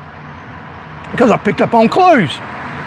He was drunk, very drunk, failed the sobriety test, and I asked him after the fact, why'd you pull in like that? Why'd you come up to my patrol car? He said, I was gonna beat the hell out of you and get the hell out of here. But see, I outsmarted him and got help there, and a Knoxville police officer, sergeant with a taser, told him, listen to what this officer says, or I will taser you. Cooperate. And he did. So thanks to the Knoxville City Police Department, he was drunk, dangerous to himself and others. But I picked up on clues. So I'm well aware of tactics and strategies to protect myself against violence by other people and police. And these jackass police officers don't have a clue. The actual statutory law that they were trying to use maybe is TCA 3917-306, disturbing a meeting. And the fighting words doctrine, and here's the breakdown. Disorderly conduct is 3917-305. It's a Class C misdemeanor. Fighting or violent, threatening behavior in public intended to cause public annoyance or alarm. Refusing an officer's dispersal order near a fire hazard or emergency. Creating a hazardous or physical offensive condition with no legitimate purpose. Unreasonable noise that prevents others from carrying on lawful activities. It does not criminalize loud, rude, or unpopular speech by itself. Tennessee courts have explicit about this. In Gravy versus State, 1975, the Court of Criminal Appeals ruled that yelling "Suey pig" at a police officer wasn't disorderly conduct. The court said an officer trained to a higher standard of restraint than an ordinary citizen is expected to be provoked into a breach of peace mere words. More recently, Tennessee Court's Criminal Appeals reaffirmed that yelling and cursing an officer isn't disorderly conduct in its own words. So you can see, calling him a pig is not disorderly conduct, especially when they tell you first that you don't deserve respect. Now that's against political laws. The controlling standard is fighting words. From Shilinsky versus New Hampshire in 1942, words that by themselves incite immediate violence, volume, tone, or content that merely annoys an officer doesn't meet that bar. Lawless, intimate action. Promoting lawless, intimate action with your ability to do that. So you can't violate that law over the phone, technically, because it's not lawless, it's not intimate. I had a man call me and said that his wife, a friend of mine, former friend of mine, not anymore. I lose a lot of friends. Good, I'll make new ones. You're not going to run over me. Make me like it. It's not going to happen. Read the Bible. It tells it, stand up to your friends. That's what Job did. So he said that his wife called him on the phone and said she was going to shoot him. That's not a legal threat at the time, because she wasn't there immediately. Now, if she's seen him in the next few hours, it could be. But a threat over the phone is not something that you can charge immediately, because it's not lawless intimate action. It's not an intimate threat. You're on the phone. You can't shoot them then. And I know a lot of this stuff is technical. That's why people that don't know the law shouldn't be saying stuff they don't know what they're talking about, framing you as threatening people when all you're doing is protecting yourself. And telling officers what I will do if they try to hurt me unlawfully is not illegal. It's called self-defense. Or you can lay there and let them beat the hell out of you. As we listen to the noisy air machine, if y'all can hear me. So yeah, we got about 300 people on here.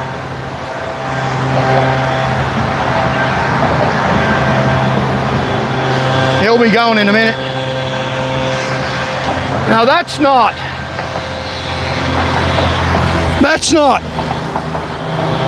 lawless intimate action.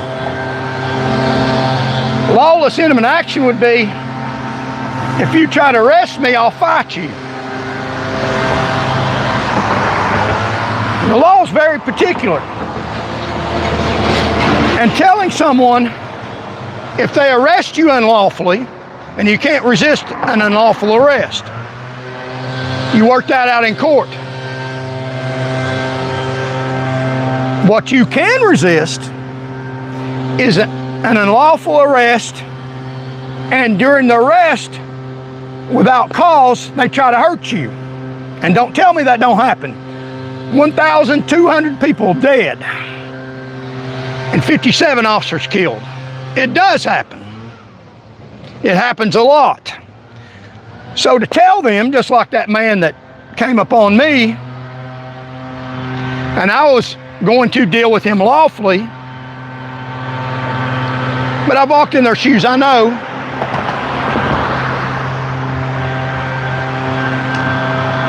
I walked in their shoes, I know. They take a threat, even lawful, seriously.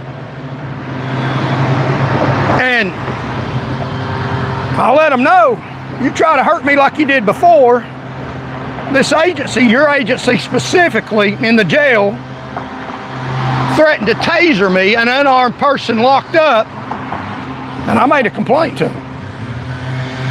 Then you've got a right to say, you unlawfully try to hurt me. Then I'll defend myself.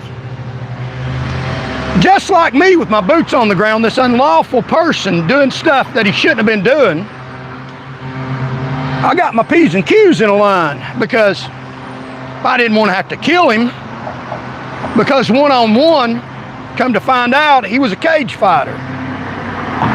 Experienced in ground fighting, which is very dangerous when somebody knows how to ground fight a wrestler, because most fights end up on the ground. So, you look at the police killings here in Knoxville. Now, I'm not saying they're justified or not. In the few years that weren't on camera, they ended up on the ground. So, experienced ground fighter can whoop a cop. And knowing that keeps you safe. And if you let a police officer know, and I'm not telling you to, that's the reason I let them know that, is so they'd say, hey, is it worth it to us to beat on him again, cause death or serious bodily injury? He's not going to lay there and take it. He's going to fight me, and I might get my fat ass hurt because I'm not doing right. He means business. If I got a legal reason, then get some help here and do it legitimately, arrest him safely, if I try to attack him wrongly because I'm angry and I don't respect him, he's going to fight the hell out of me. I told him as much, and I will. Any cop tries to hurt me, pack a lunch. Pack a lunch, because you have no right. I'll be arrested peacefully all day long, even if it's unlawful arrest. You try to hurt me during that unlawful arrest, serious bodily injury or death, pack a damn lunch. It's going to be a long day for you. You're not going to kill me unjustifiably. It ain't going to happen. You'll have a long day. That's your damn warning. That's a lawful warning. Now that I want to be attorney, so I don't agree with threatening. Why not? It keeps you safe. He didn't attack me. I wonder why. Maybe he's afraid I'd kick his little fat ass. Got a big gut hanging out there. Yeah, this boy's going to fight me. I can't beat on him like I do other people. Probably. So yeah, I mean, I'm just saying. That's the reason why I did that. So framing, I don't threaten people. That's stupid as hell. Stupid as hell. The United States military has a humongous, the greatest military in the world. Because they want to let other countries know. You mess with us, this is what you're looking at. I've heard the president say that. We'll bomb the hell out of you. Fly right. Government across the state of Tennessee, you want to arrest me without violence, even wrongly, I'll fight you in court, in your road courts. You try to arrest me wrongly and try to do me serious bodily injury or death, I'll fight the hell out of you. I won't go along with you trying to kill me. That's a perfectly legal, legitimate safety threat. That is not unlawful. It protects me. And if you don't like that, I could care less. That's my right to defend myself. And every American has that right.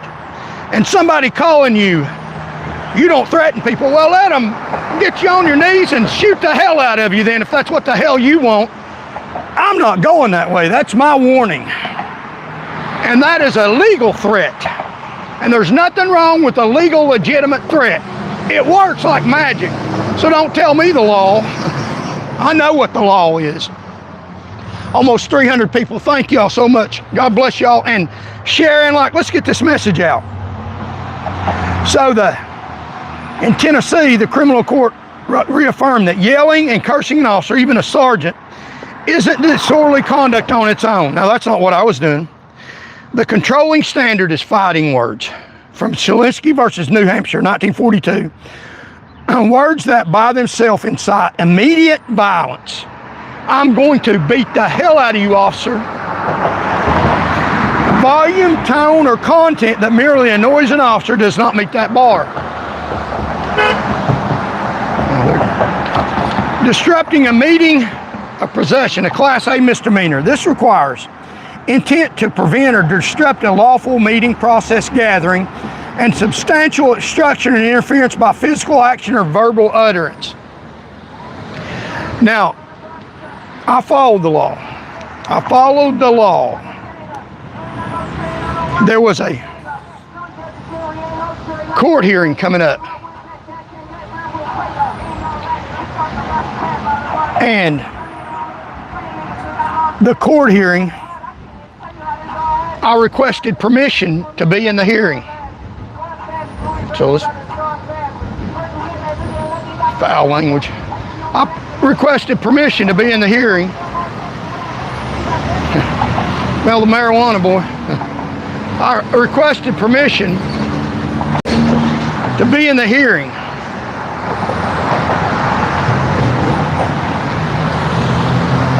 I sent a letter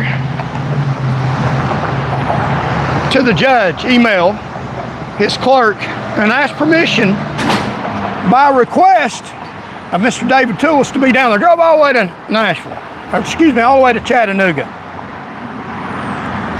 And requested, because he requested me come down there and film that hearing. He hadn't had anybody, any news media film it. So at his request, and I've been very nice to him because he's fighting the government, which is through the court process, which is the way to handle it.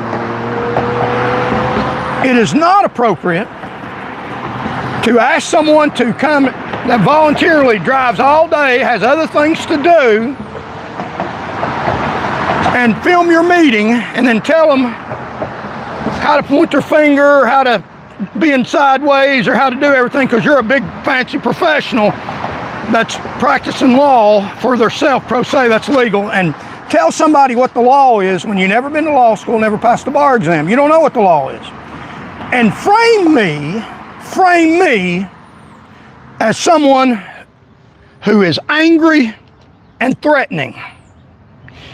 And threatening, yes, for a legitimate purpose to prevent lawless action against me. Don't dare stand in the way of me protecting myself. You think I'm nice. I'm not that nice. I'm not nice enough to let somebody put me in danger.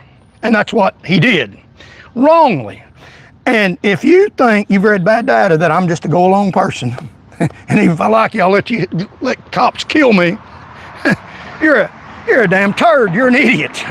It don't work that way with me. I've been through some fights that you never dreamed of being in, and unlike you, I'm not going out defending myself pro se without preparing for it. So I know the law, know the TCA codes, I know what they mean. Didn't just read a book.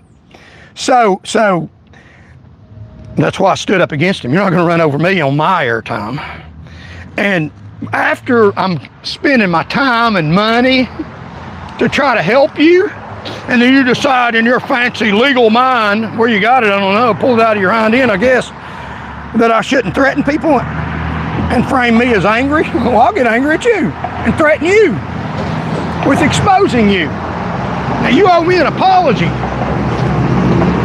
I don't need your vote or need your audience. I'm a fighter for the people. You tried to get me hurt, could have. And that ain't gonna happen. You can get yourself hurt all you want to. You ain't dragging me into your shit. And then hanging me out where some cop disrespects me to my face. I gotta put a warning. It's the same principle I learned when I was 8 years old that everybody knows today. It's dog training. Dog training. Get this, public. This is some good information for you. Teach it on Andy Taylor. When you're being chased by a dog, or a dog's barking at you, you take off running. You take off running. That dog will chase you and bark the hell out of you. You stand your ground. You're less likely to get bit. So you tell me I need to run and get bit? You son of a biscuit eater. I'll bite you too, in a way of speaking. So he's not getting by with that. Now I might go back down there to the hearing. I don't have to have his permission. I got a real fighter that might go with me, and we're not going to try to get arrested, but they're not deterring me from my rights. I may or may not, I don't know. We'll keep them in secret. Disrupting meeting or possession, Class A misdemeanor. So I got permission from a judge to be down there. I was requested to be down there. I didn't just show up and want to cause trouble. I was going to film a court proceeding by request from somebody that turned on me. What a skanky coward. And he owes me an apology. And trying to protect myself, and him trying to prevent me from protecting myself, thinks I won't fight him too. I mean, what part do they not understand? You need to read some books, learn some strategy, have some battle scars, and then you might learn how to fight me. Until then, you're in novice world, boy. So I got permission from a judge, requested by him to film his meeting. Now they canceled the hearing right before the meeting, and we tried to ask the Attorney General from the state of Tennessee some questions. Now he started first, so I was following, recording him. And law enforcement was called. We weren't threatening him with questions. We can do that. He's in a public place, subject to questioning. Question the hell out of these people in public. If you see Sharman Tissue Allen, ask her, what's happened to the investigation involving the murder of a juvenile, or just turned 18, I think, or I think it was 17, up on Sevierville Pike? What's happened with that investigation?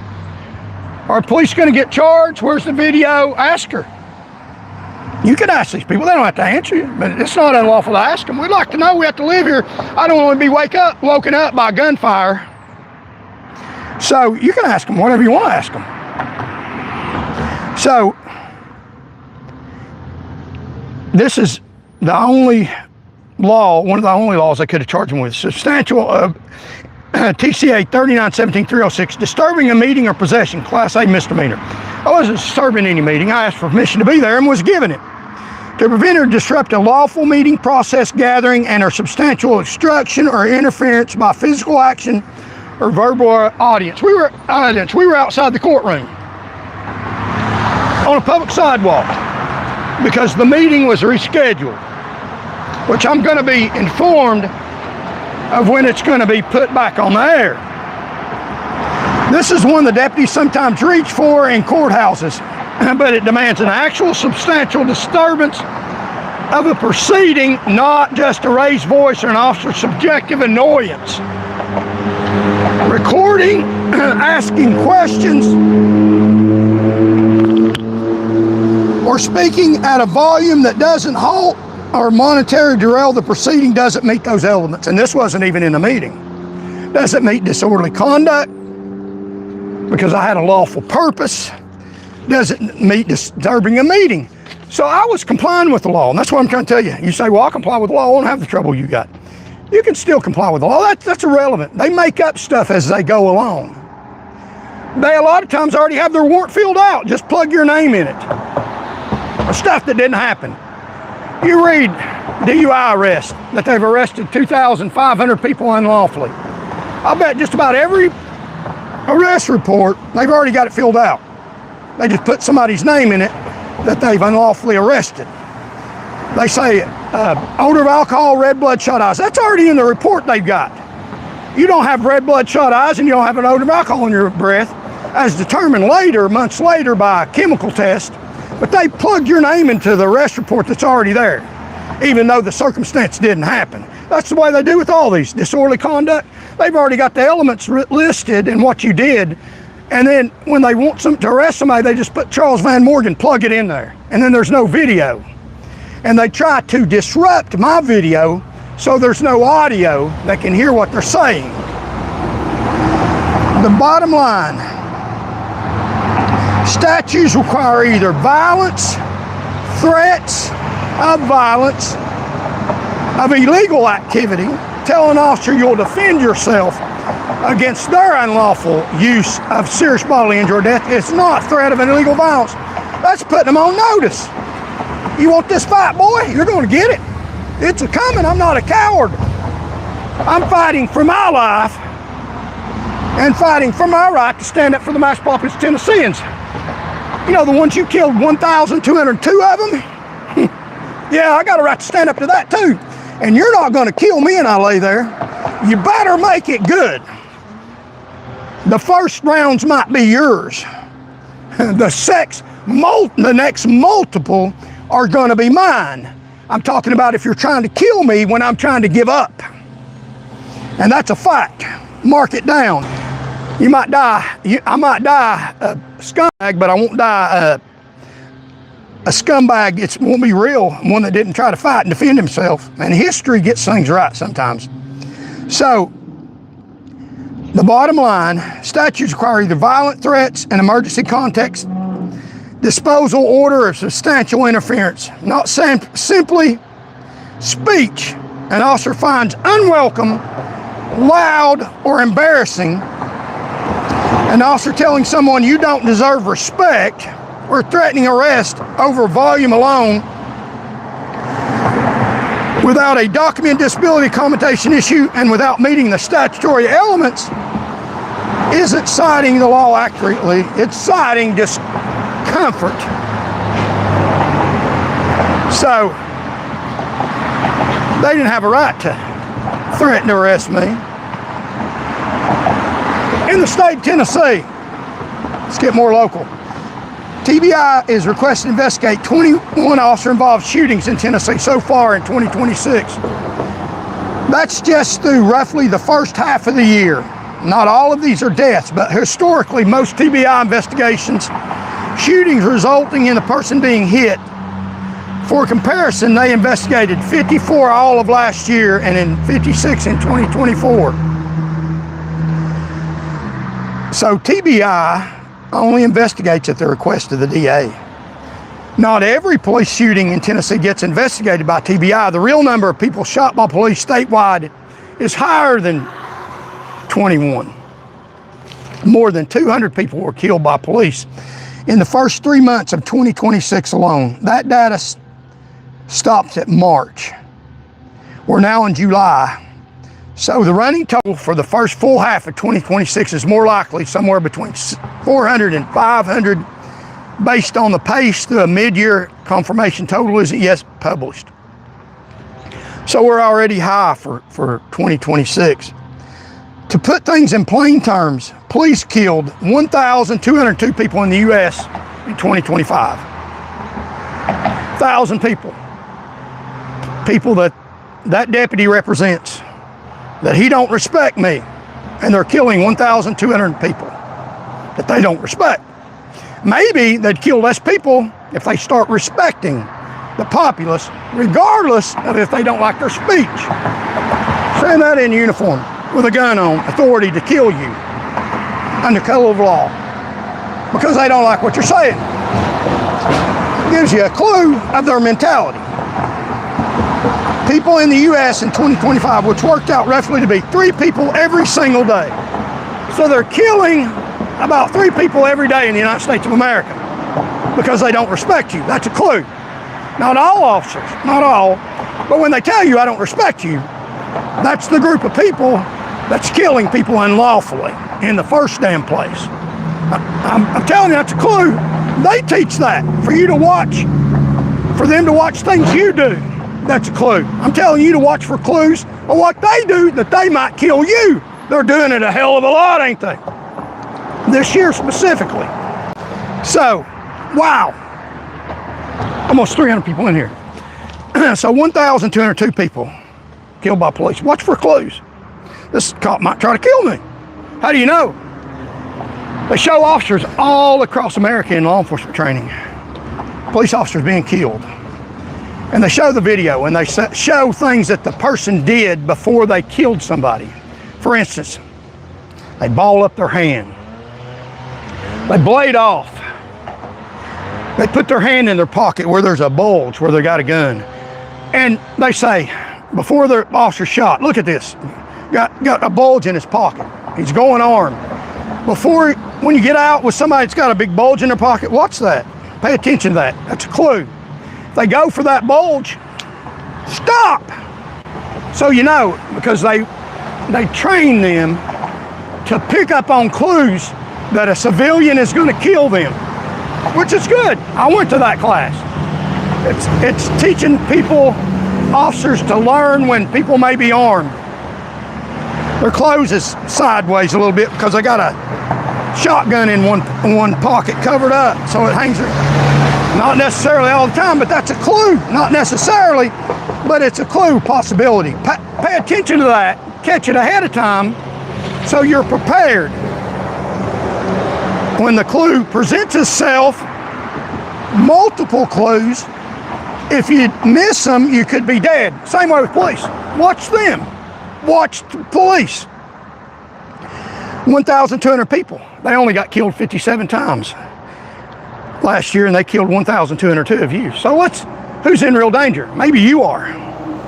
Let's watch them. Watch the police. Clues. Watch clues. This officer might try to kill me. What does he do? Does he tell you to your face when you're not committing anything illegal, when you're conducting a perfectly legal activity following the laws, request and permission from a judge in a public place, and they tell you to your face, you don't deserve respect? Be called a clue. A clue. I'm just telling you. It's a clue. Pay attention to that. Could save your life. For you to pick up on that clue and say, and it wasn't until after that I said this, if you try to, given your clue from past experience, if you try to arrest me unlawfully, that's not enough, and unlawfully try to hurt me seriously with serious bodily injury or death, Are you ready? I'll defend myself. So you gave me clues. I'm giving you a warning that you're going to have a contest, and they're not ready for that contest, and they'll back off. So that's a good thing to warn them. To put the plain terms, 1,202 people killed in the U.S. in 2025. Worked out roughly to 3 people every single day. 3 people every day didn't pick up on clues, or maybe they didn't get enough clues, or maybe they deserved to be killed. At the same daily rate by July 2nd of 2026, we'd be at roughly 500 people killed so far this year. So we have more than 200 people killed. The number is more than 200 Americans killed by police before even spring even ended. In 2026, we're on pace for another 1,000+ year of people being killed by police. Pay attention to the clues, people. People can be dangerous to them, I get it. They need to protect themselves, and they got a right to stop the threat and use force that could cause serious bodily injury or death to protect themselves. Got every right to do that. I'm not taking that away from them. I'm just saying we as citizens have every right to pick up on clues that they're going to unlawfully kill us, because they do. The statistics are alarming. There's almost no statistical fair way that you could say they need to kill that many people when only 57 of them are being killed because they have the stuff in their favor. I'm just educating you a little bit. Pay attention to the clues. From the TBI data already in our search results, TBI was requested to investigate 54 officer-involved shootings in Tennessee in 2025. So that's not even the real number, because they only investigate when Sharman Tissue Allen or another crooked DA asks them to investigate. So if you are an officer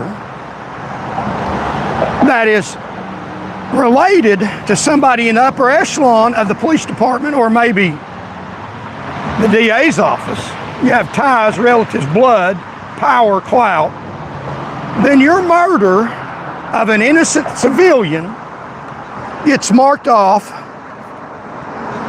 as justified homicide.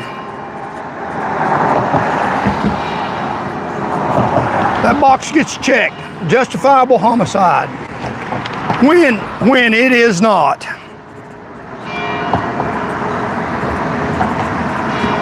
It's murder.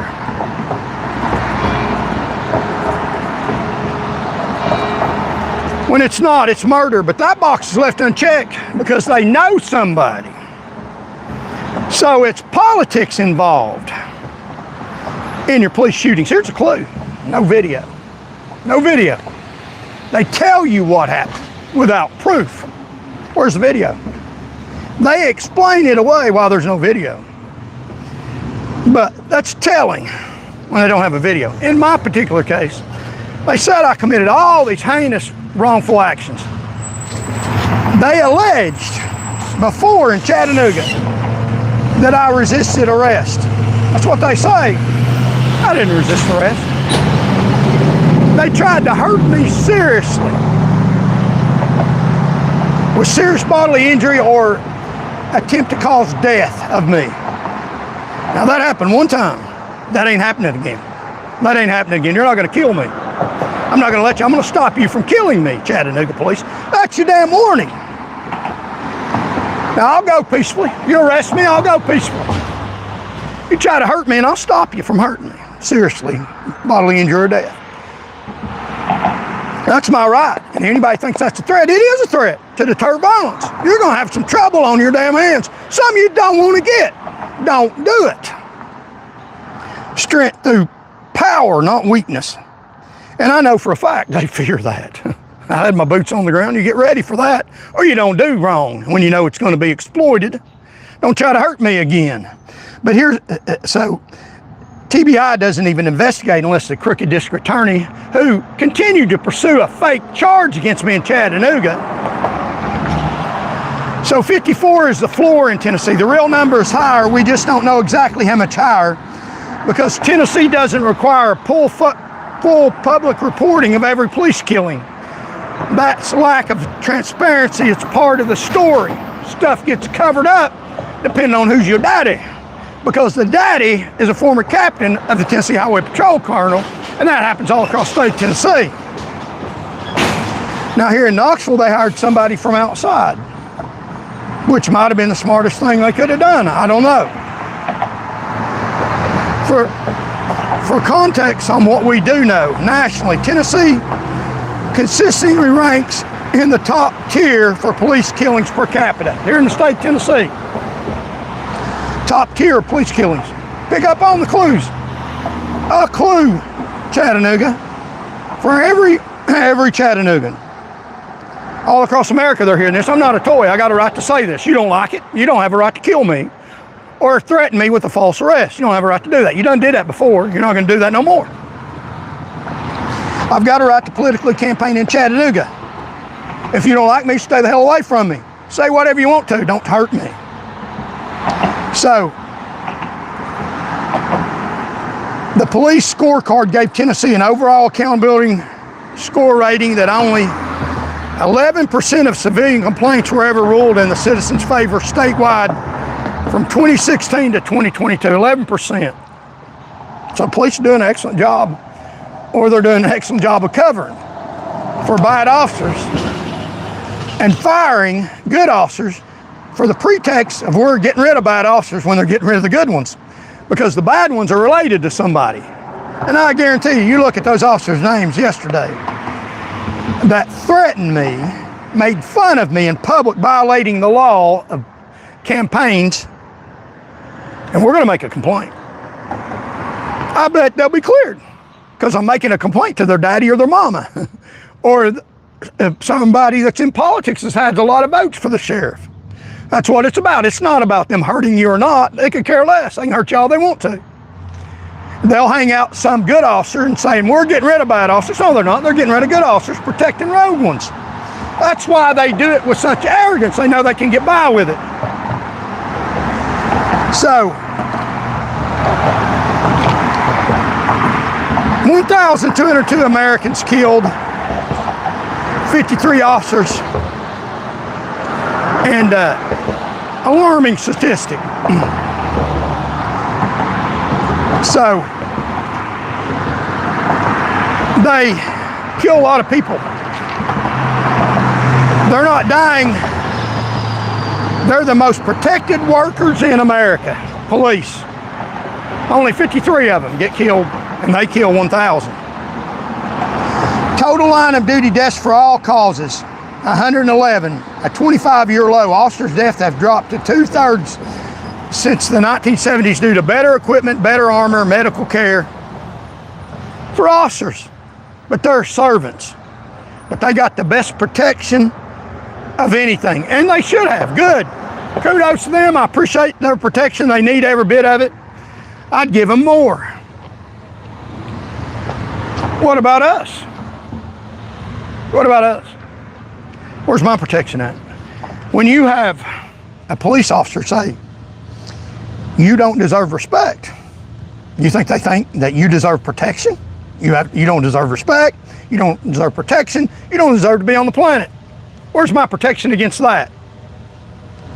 So, 90,178 assaults against officers in 2025, but most result in minor injuries, and some of them is during the course of a legal arrest.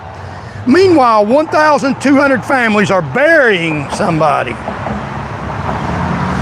The National Law Enforcement Officers Memorial Fund says 2025 officer deaths hit an 80-year low. They are better armed, better armored, better trained in their self-preservation and protection, better politically protected, and have faster emergency response for them than ever before in American history. So why the body count on the citizen side going up? They're getting killed less, our protectors, or are they? And we're getting killed by alarming rate more and more and more. Because I'll tell you a clue, let me give you a little clue that they use against us. You don't deserve respect, comes out of their mouth. They do. Deserve all the respect in the world. Oh, hell, Hitler. Yeah. Now that's a little extreme. Go out and say, I'm campaigning for you and I'm sorry that I exist. You're so great. Can I sniff your holster? Are you great man, but you exercise your constitutional rights. And even carry a gun, that's your constitutional rights. No, you don't deserve respect. I bet I demand it, fat pig. And I'm going to get it. And all of Tennesseans are. Only 1 million people are voting for these scumbags that allow that to go on, that pass laws that endanger you more, that make you have to report crimes so they can show up and prevent you from protecting your children, and make no law that makes them go in and protect the children that they were called there for, mandated by law by you. I mean, you put that together, that's just the way it is. Make a law that mandates they go in and risk their damn life with all their fancy equipment on to protect your children. If they're not going to let you go in and do it yourself. So why is the body count so high? A clue.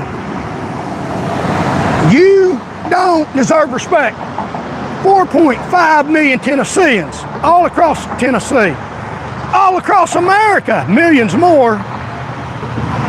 You don't deserve respect. The reason why they're trying to get rid of me is because I know the odds. Because I'm a fighter. I knew the odds when I was a trooper, when I was in law enforcement. I protected society better than anybody. I knew how it was done. I know how this is done. There's 4.5 million Tennesseans that deserve respect that didn't vote. Get up and vote. We'll wipe them off the planet. If you tell a citizen in a public space in a police uniform on they don't deserve respect, you go on the unemployment line. You respect every Tennessean regardless of their political views, even if they're gay or lesbian, even, no matter who they are. You don't have to agree with it, but you keep your damn mouth shut and protect them while they're disagreeing with you. That's the law. Follow it. Both sides have to, don't they? But they've gone into a rogue organization, a gang, a cult. And I'm pointing that out. People in law enforcement know that. They support my political campaign. They don't like the cold either. They're out for public safety, a lot of police officers in Tennessee. They hate what's going on in law enforcement. Promote my message. Like, share, and comment. Tennessee in the South, your region is ground zero. 4.3 million people, that's our odds. Over 1 million. We get 20% of the vote that didn't voted, and a few of them to convert. They don't respect you either. Even if you voted for them, they don't respect you. That's what you don't understand. You voted for people who have no respect for you. They told me, I represent a lot of you all. They don't respect me or anybody that voted for me. And the odds are in our favor. Vote them out. The South has led the nation in the officer-involved deaths every single year for the past decade. They're killing more people in this area than anywhere in the United States. Tennessee homicide rate, 6.24 per 100,000, fifth highest in America. 451 homicides in 2025. Southeast has the highest police density, highest poverty rate, lowest clearance rate. So there's more police in this area, but we have the highest murder rate. So it's not working because police are involved in the murders, some of them. A low clearance rate means murders walk free while police are busy pulling over speeders on Strawberry Plains Pike. If you live in Tennessee, you live in the deadliest region in the country for police encounters. The South has had the most officer-involved killings of civilians every year for 10 straight years. And they told you, you're not worthy of respect. Came out of his mouth and then lied about it. And what does Tennessee show for it? A murder rate that puts us in the top 5 worst states in the country. With killers walking free because the clearance rate, meaning cases actually solved, is among the lowest in the nation. More police, more murder, more police killing people. The people killing other people is not being solved. They can't catch murderers. They can sure shoot a man on Kodak Road because that's what they did just a few days ago. Now, I don't know if it's justified or not. I'd like to know. Usually, if it's justified, they come out with a video in the next few days. If it's not justified, they sit on it for a long time, hoping the anger will go away, justified anger. I'm telling you how they do. I know how they do. Been there, seen how they do it. It's wrong. Police officers, and there's a lot of good ones, deserve respect, and they want this stuff gone too. Clean up law enforcement.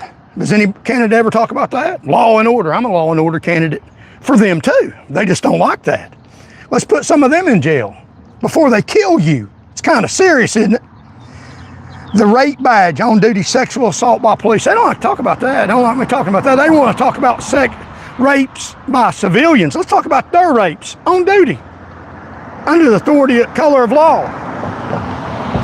They do that a lot. So we got 114 likes. Just here the other day, a police officer stopped somebody with blue lights and raped them in Tennessee. Over a 9-year period, police officers in the U.S. were charged with forcible rape more than 400 times. Roughly 45 rape charges per year against officers on duty. So officers on duty are raping people. I don't want to talk about that. Oh, let's don't talk about it. You shut up. You're not respectable because you're talking about crime, our crime. You're talking about our crime. Shut up. We got a gun and authority to twist the law, and prosecutors that help.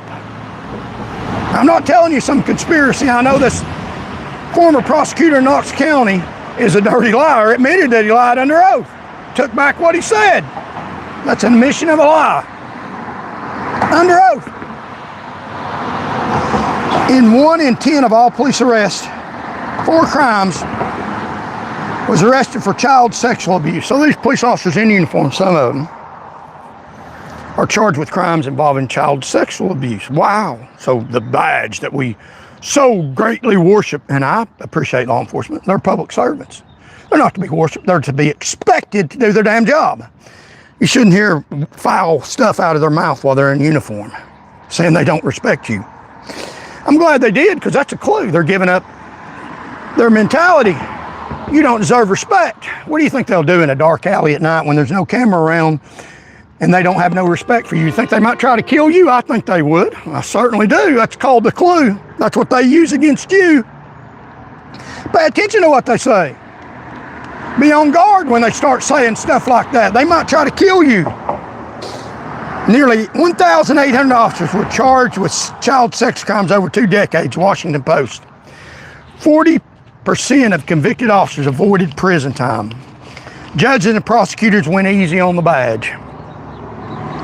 For every police sexual assault that makes news, researchers say there are on average 5 more victims.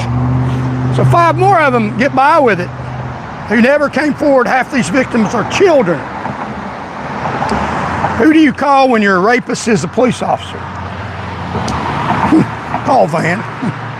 Call Van. Nobody else reports this stuff. Nobody has an eye on the dirty cops except the good policemen, and there are some, and they're glad I'm doing this. A Washington Post investigation, not some radical blog, found that nearly 1,800 law enforcement officers were charged with child sex crimes over the past 20 years. Almost 40% of those convicted never saw a day in prison.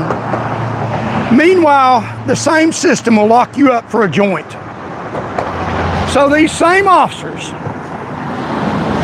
that you have to call if you know or highly suspect of a school shooting or something that's going to take place in a school, you have to call to go there.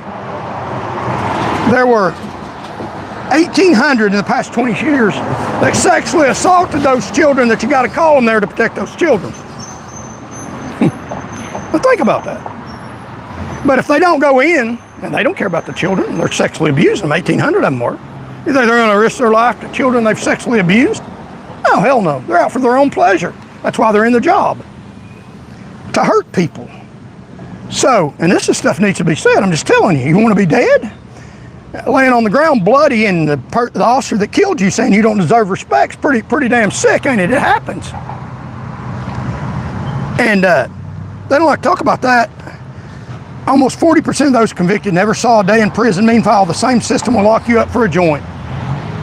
For every case that makes the news, researchers say more than 5 victims never reported it. And departments keep rehiring officers fired for the crimes at the agencies. On-duty crime by police, the bigger picture. Between 2002 and 2022, roughly 17,700 police officers were charged with crimes, not allegations, charges. No government agency tracks police arrests. They fight to keep those numbers hidden. The blue wall of silence means fellow officers don't report it. Prosecutors give sweetheart deals. If you do the same thing, your picture's on the paper the next day. You get the maximum fine. They don't. A former Seattle police chief, they know it themselves. There is probably no law enforcement agency that has not had this problem. Police officers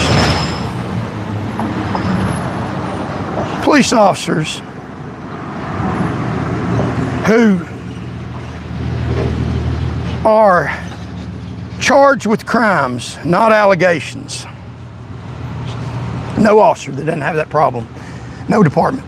17,700 officers charged with crimes between 2005 and 2022. Think about that number, and here's what's worse. There's no federal database that tracks police arrests. None. The government tracks your parking tickets. They track you everywhere you go with flock cameras. They track what you search online, but they will not keep a national database of cops who get arrested. That tells you everything about whose side the system is on. And here's the comparison. Compare other countries. England versus America. Now let's look at this. This is important because some people think all this mass killing of citizens is necessary. We'll look at other countries. As a comparison to what goes on in America. England and Wales, and I'm not saying they're a better country, God bless America. I'm saying America, the beacon on the hill, needs to put the mirror in itself and stay out of a lot of foreign affairs if you can, and watch what's going on in America. 60 million people police fatally shot. Two people totally in all of 2024 and 2025. 2 people they shot in England and Wales. That's not a policing problem. That's a culture of lethal force dressed up as law enforcement. England and Wales have 60 million people. Those 2 countries, 60 million people. In the entire year of 2024 and 2025, in England and Wales, 60 million people. They're fatally shot 2 people. 60 million people, they shot 2 people to death. England and Wales. In 2025, the United States police killed 1,200 in 1 year. 1,200 in 1 year. That's compared to England and Wales, 2 people. So don't tell me this is just a dangerous situation. It's the system that normalizes killing civilians while protecting itself.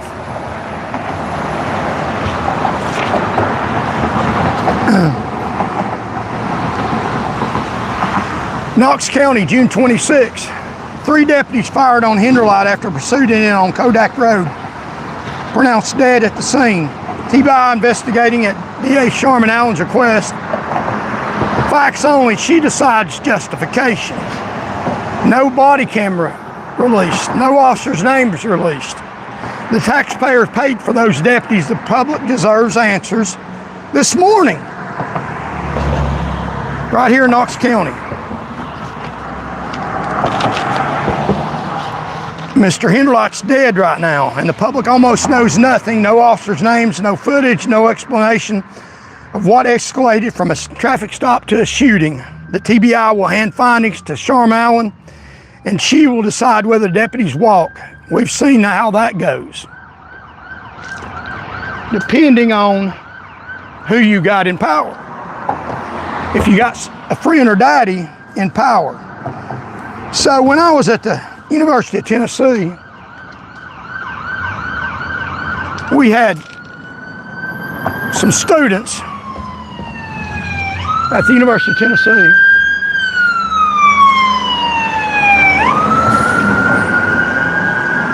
go in the restroom there on Cumberland Avenue at the Pilot. Everybody's familiar with that. Cumberland Avenue, West Volunteer Boulevard and Cumberland Avenue, the Pilot. They've been there for years. It has them stop and rock, get rich off people's danger. We had students go in there when they were at UT. I was working for the UT Police Department, and they demolished the bathroom, busted the sink, busted the commode, busted the walls. And a police officer called him, UT police officer. Not me, another one.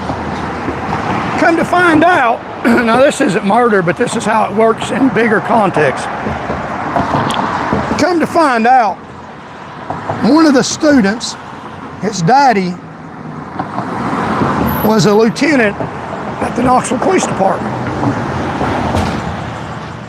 So they don't charge his boy for busting up a bathroom.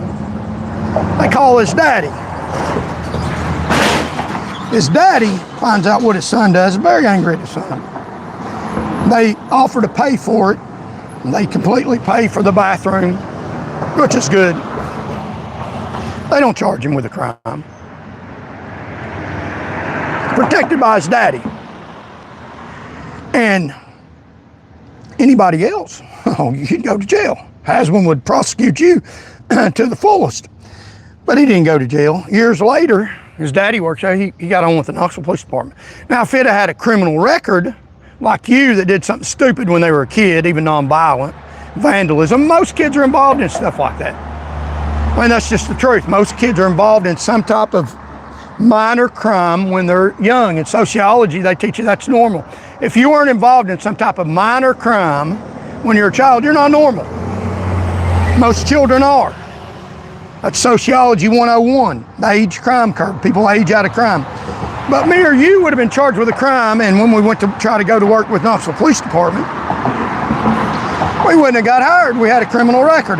Hey, you got a criminal record, we can't hire you. We're not going to hire you. There's a TCA code, crime of moral turpitude. Can't have a police commission. And that's moral turpitude, vandalism. So they didn't get charged because of their daddy. Years later, they went to apply for the Knoxville Police Department because their daddy's a lieutenant. They got hired at the Knoxville Police Department because that crime wasn't on their record. Now, me or you or anybody else would have been exempt from being a police officer, but not them. Their daddy's there. And now that kid that tore up a bathroom that didn't get charged because of his daddy is a lieutenant at the Knoxville Police Department. Last name starts with an S, I'll give you that much. So I'm just saying, that's what you get. And you don't think that that will be expanded into if he kills somebody, the cover up? Maybe it's a clue.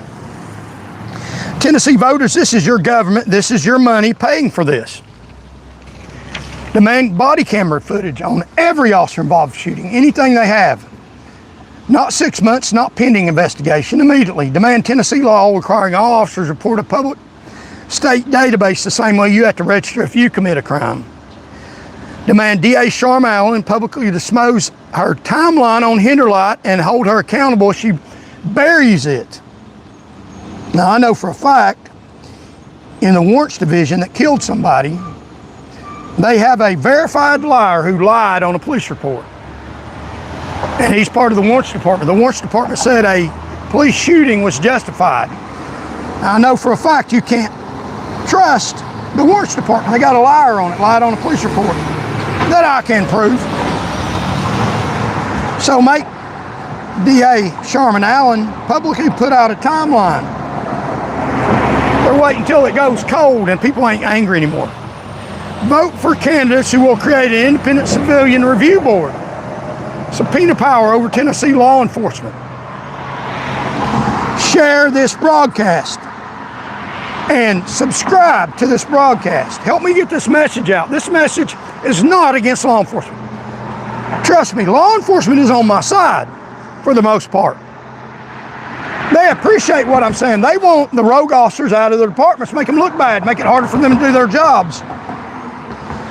Share the broadcast, subscribe to it, because if you don't talk about it, they will bury it. They started it, and we know how to finish it. Public pressure on these people. They will kill you. And they are not held accountable. 11 out of every 100 people killed by police were unarmed. Some statistics. So we got 100 people, almost 200 people in here. Thank y'all very much. So about 11 out of 100 people killed by police didn't even have a weapon. Where these bad people police were killing. Most of the encounters started with a traffic stop or a call about someone acting strange. Not a murder in progress, not an armed robbery, a traffic stop. Andrew Henderlight, Knox County last week, traffic stop, speeding, lane violation. In 99% of cases where police kill someone, the officer is never charged with a crime. And the ones that are the ones that are on the wrong side of Storm and Tissue Allen, or the chief, or they can show themselves accountable. These are not all hardened killers with guns drawn. Many are regular people who had a bad day, made a bad decision, or just scared somebody. England, 60 million people. America has 340 million people. And think of it this way. This is why it is not statistically reasonable. England is like having 8 Tennesseans all stuck together. England is like 8 Tennessee people. In one full year, English people killed 2 people total. That's 2 people. America police killed 1,202 people that same year. 2 as compared to 1,202. Now some will say England doesn't have as much crime as us. True, America has roughly twice as much crime. But if you allow for that, that's still double. But here's the math. Your own brain can check. If England has half our crime, half, then you'd expect them to kill half as many people as the United States. That's 600 people. We killed 1,202. They killed 2 people. Not 600, not 100, not 10, 2. So it's not crime. Twice the same does not explain 600 times fewer killing. They're doing something different. Something else is going on. It's called accountability. They have it, we don't. Now let's talk about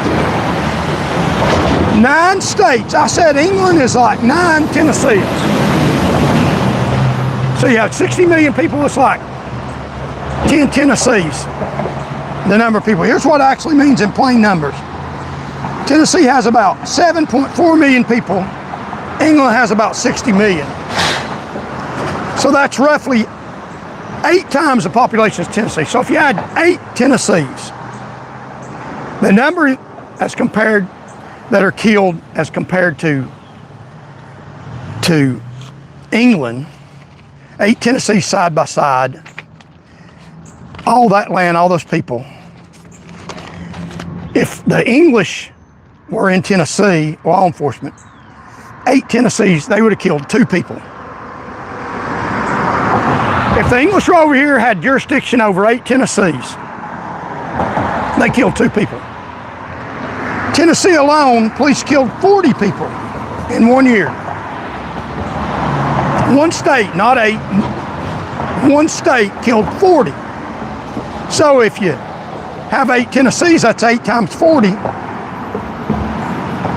That's a heck of a lot more than 2. Tennessee has 7.4 million people. England has 60 million, 8 times more people. England killed 2 police. Tennessee killed 40 people.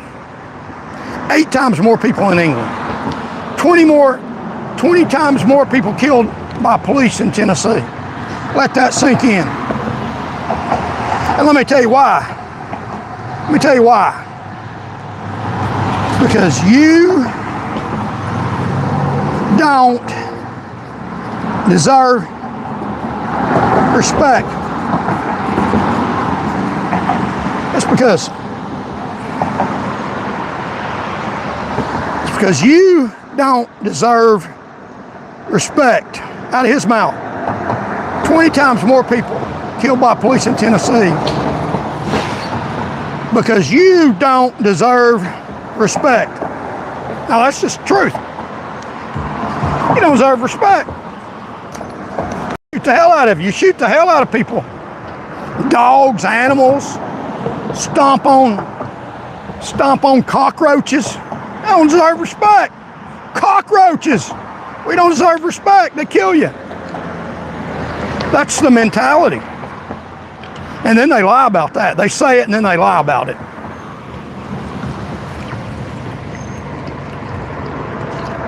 And then they try to cover up your recordings. They played rock and roll songs to try to keep my live YouTube, to try to kick in the copyright infringement where their music would stop my recording because they're playing rock and roll music. It's copyright protected. I can't air that over the radio. So I had to turn my volume off to protect their corruption.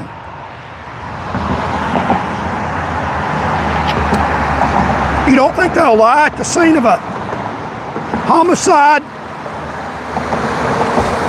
that they shouldn't have done? Oh, hell yeah, they will. Oh, hell yeah, they will. They will lie, lie, lie. They will lie and make you like it. That's the trick. They'll try to make you like it. That's not going to happen with me. That's just not going to happen. They're not going to make me like it. Don't let them make you like it either. Don't let them take your life and make you like it.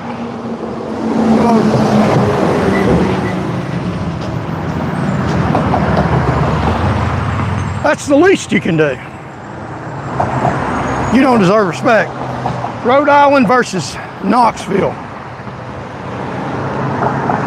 Rhode Island has about 1.1 million people. Knoxville metro area has about 900,000 people. So this is another comparison. Whoops. Another comparison between Knoxville and Rhode Island. And we will, as you look at the beautiful view, Knoxville versus Rhode Island.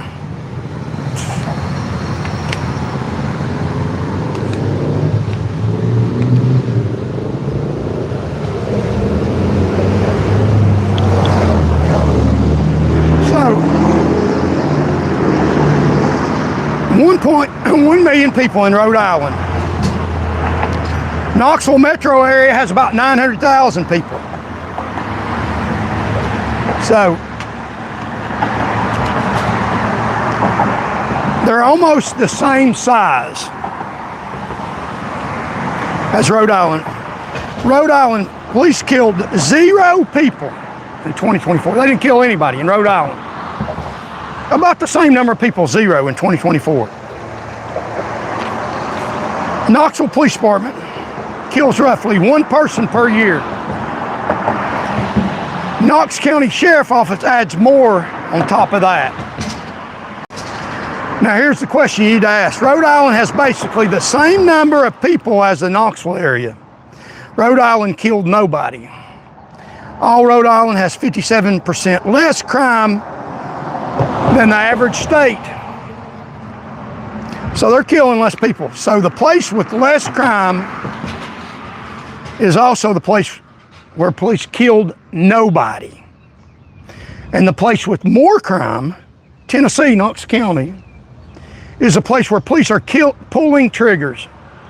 but can't solve half the murders already happening. So they're adding to the murder rate. Killing more people is not making us safer. I know a captain over the Knoxville district shot at somebody from a moving car, at a moving car, against the law, against their general orders. He's captain. So if somebody else does that, he knows the business. I'm not just saying, I'm telling you, that's how dangerous it is. These criminals get promoted. They get promoted while you, your friends, or family get dead. Most people killed are not violent criminals mid-attack. England has 8 times more people than Tennessee and kills 20 times fewer people by police. Because you don't deserve respect in the state of Tennessee. That's a clue. The mentality. Unafraid of any complaint. Laughed at me when I said I complained. Because I know you're just complaining to my daddy. My daddy protect me. I do whatever the hell I want to do. Rhode Island is the same size as Knoxville, 0 killed by police, and has almost no crime. The problem is not criminals, the problem is a system with no accountability. And governments who keep looking the other way. This is your community. These are your neighbors. This is your money paying for it. And if you're tired of this cover-up, vote like it. I'm on the governor's ballot. We got this channel coming up on 4 million people. It's getting outside the United States. We're getting outside their little corrupt base here. They can't control the world.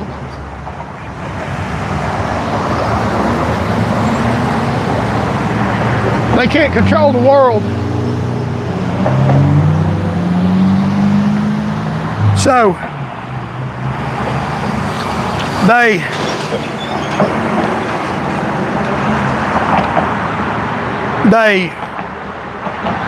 are having the message told worldwide. So if you live in another country, thank you for watching. Thank you for subscribing and watching the show. At the same time, they're killing you, and we're going to tell you why in another show. At the same time, they're killing you. They cannot execute people who murder you. People, these law enforcement that don't respect you, they tell you, they told me, you don't deserve respect. And it's not just me, it's all the Tennesseans. I mean, I'm actually on the ballot representing Tennesseans. A lot of people buy into my message. I'm not by myself. I'm representing other people. If you're a candidate on the ballot, they know that or should know that. That's the reason why you have a lot of political protection, the most protected speech, because you're not just representing yourself, you put yourself out there to represent other people. So when they don't respect you, they don't respect any of your voters. Don't go to Chattanooga and say, I'll vote for Charles Van Morgan.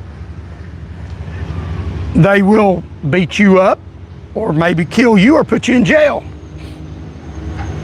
Don't tell police that. Tell your friends and neighbors. So, at the same time, they're killing you by thousands over the years. Not getting killed themselves. Their fatality rate's going down 57 compared to 1,202. Someone in their custody that has a death warrant that killed 3 innocent civilians.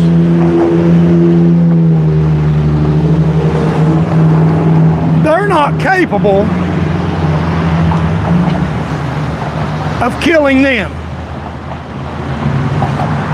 Mr. Crothers on death row couldn't get it done. And they have recently put out information that they're trying to stall the death penalty, people that try to kill you that deserve death, that have forfeited their right to live if they've killed innocent Tennesseans in a horrific manner. And the law says they did. They had a death warrant. They can come out here on the road and kill an innocent Tennessean that doesn't even have a gun or a weapon, is not a threat to their life or serious bodily injury, and they're doing it by the thousands. But someone in their custody that's killed you, they don't care enough to do their very best to kill them. And our government officials are concerned to protect from suffering the murderer of you. Now that's mixed up. That's bad mixed up. You don't have to be a genius to figure this stuff out. It's crooked as hell. And it's dangerous and violent towards you. You don't hear any other candidate saying this. It's not pretty. The fight's not pretty. It's necessary so that we can make it pretty. And we got to fight it with everything we got, not with violence, with politics. We need to protect our children in schools. Make it a law. They have to protect them. Uvalde, Texas. Florida, June 7th, 2023. But we have to report to get them there, and they don't have to act. No law that commands that. Thank you all so much for joining me.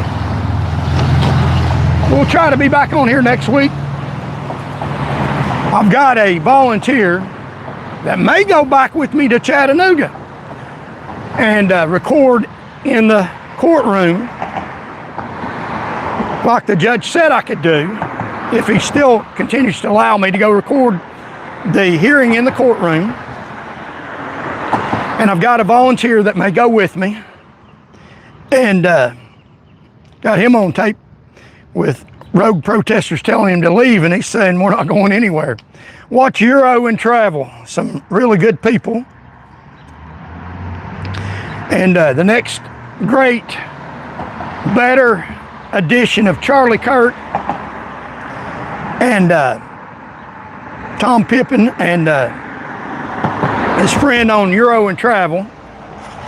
And so I've got a volunteer that may go down there with me. We may film that live. Be really interesting to see what happens. I'm not a risk taker, but I've warned them what will happen if they try to hurt me seriously. I'll voluntarily go arrested even if it's a legal arrest. I will not voluntarily allow them to inflict serious bodily injury or death. So knowing that, we'll see what happens.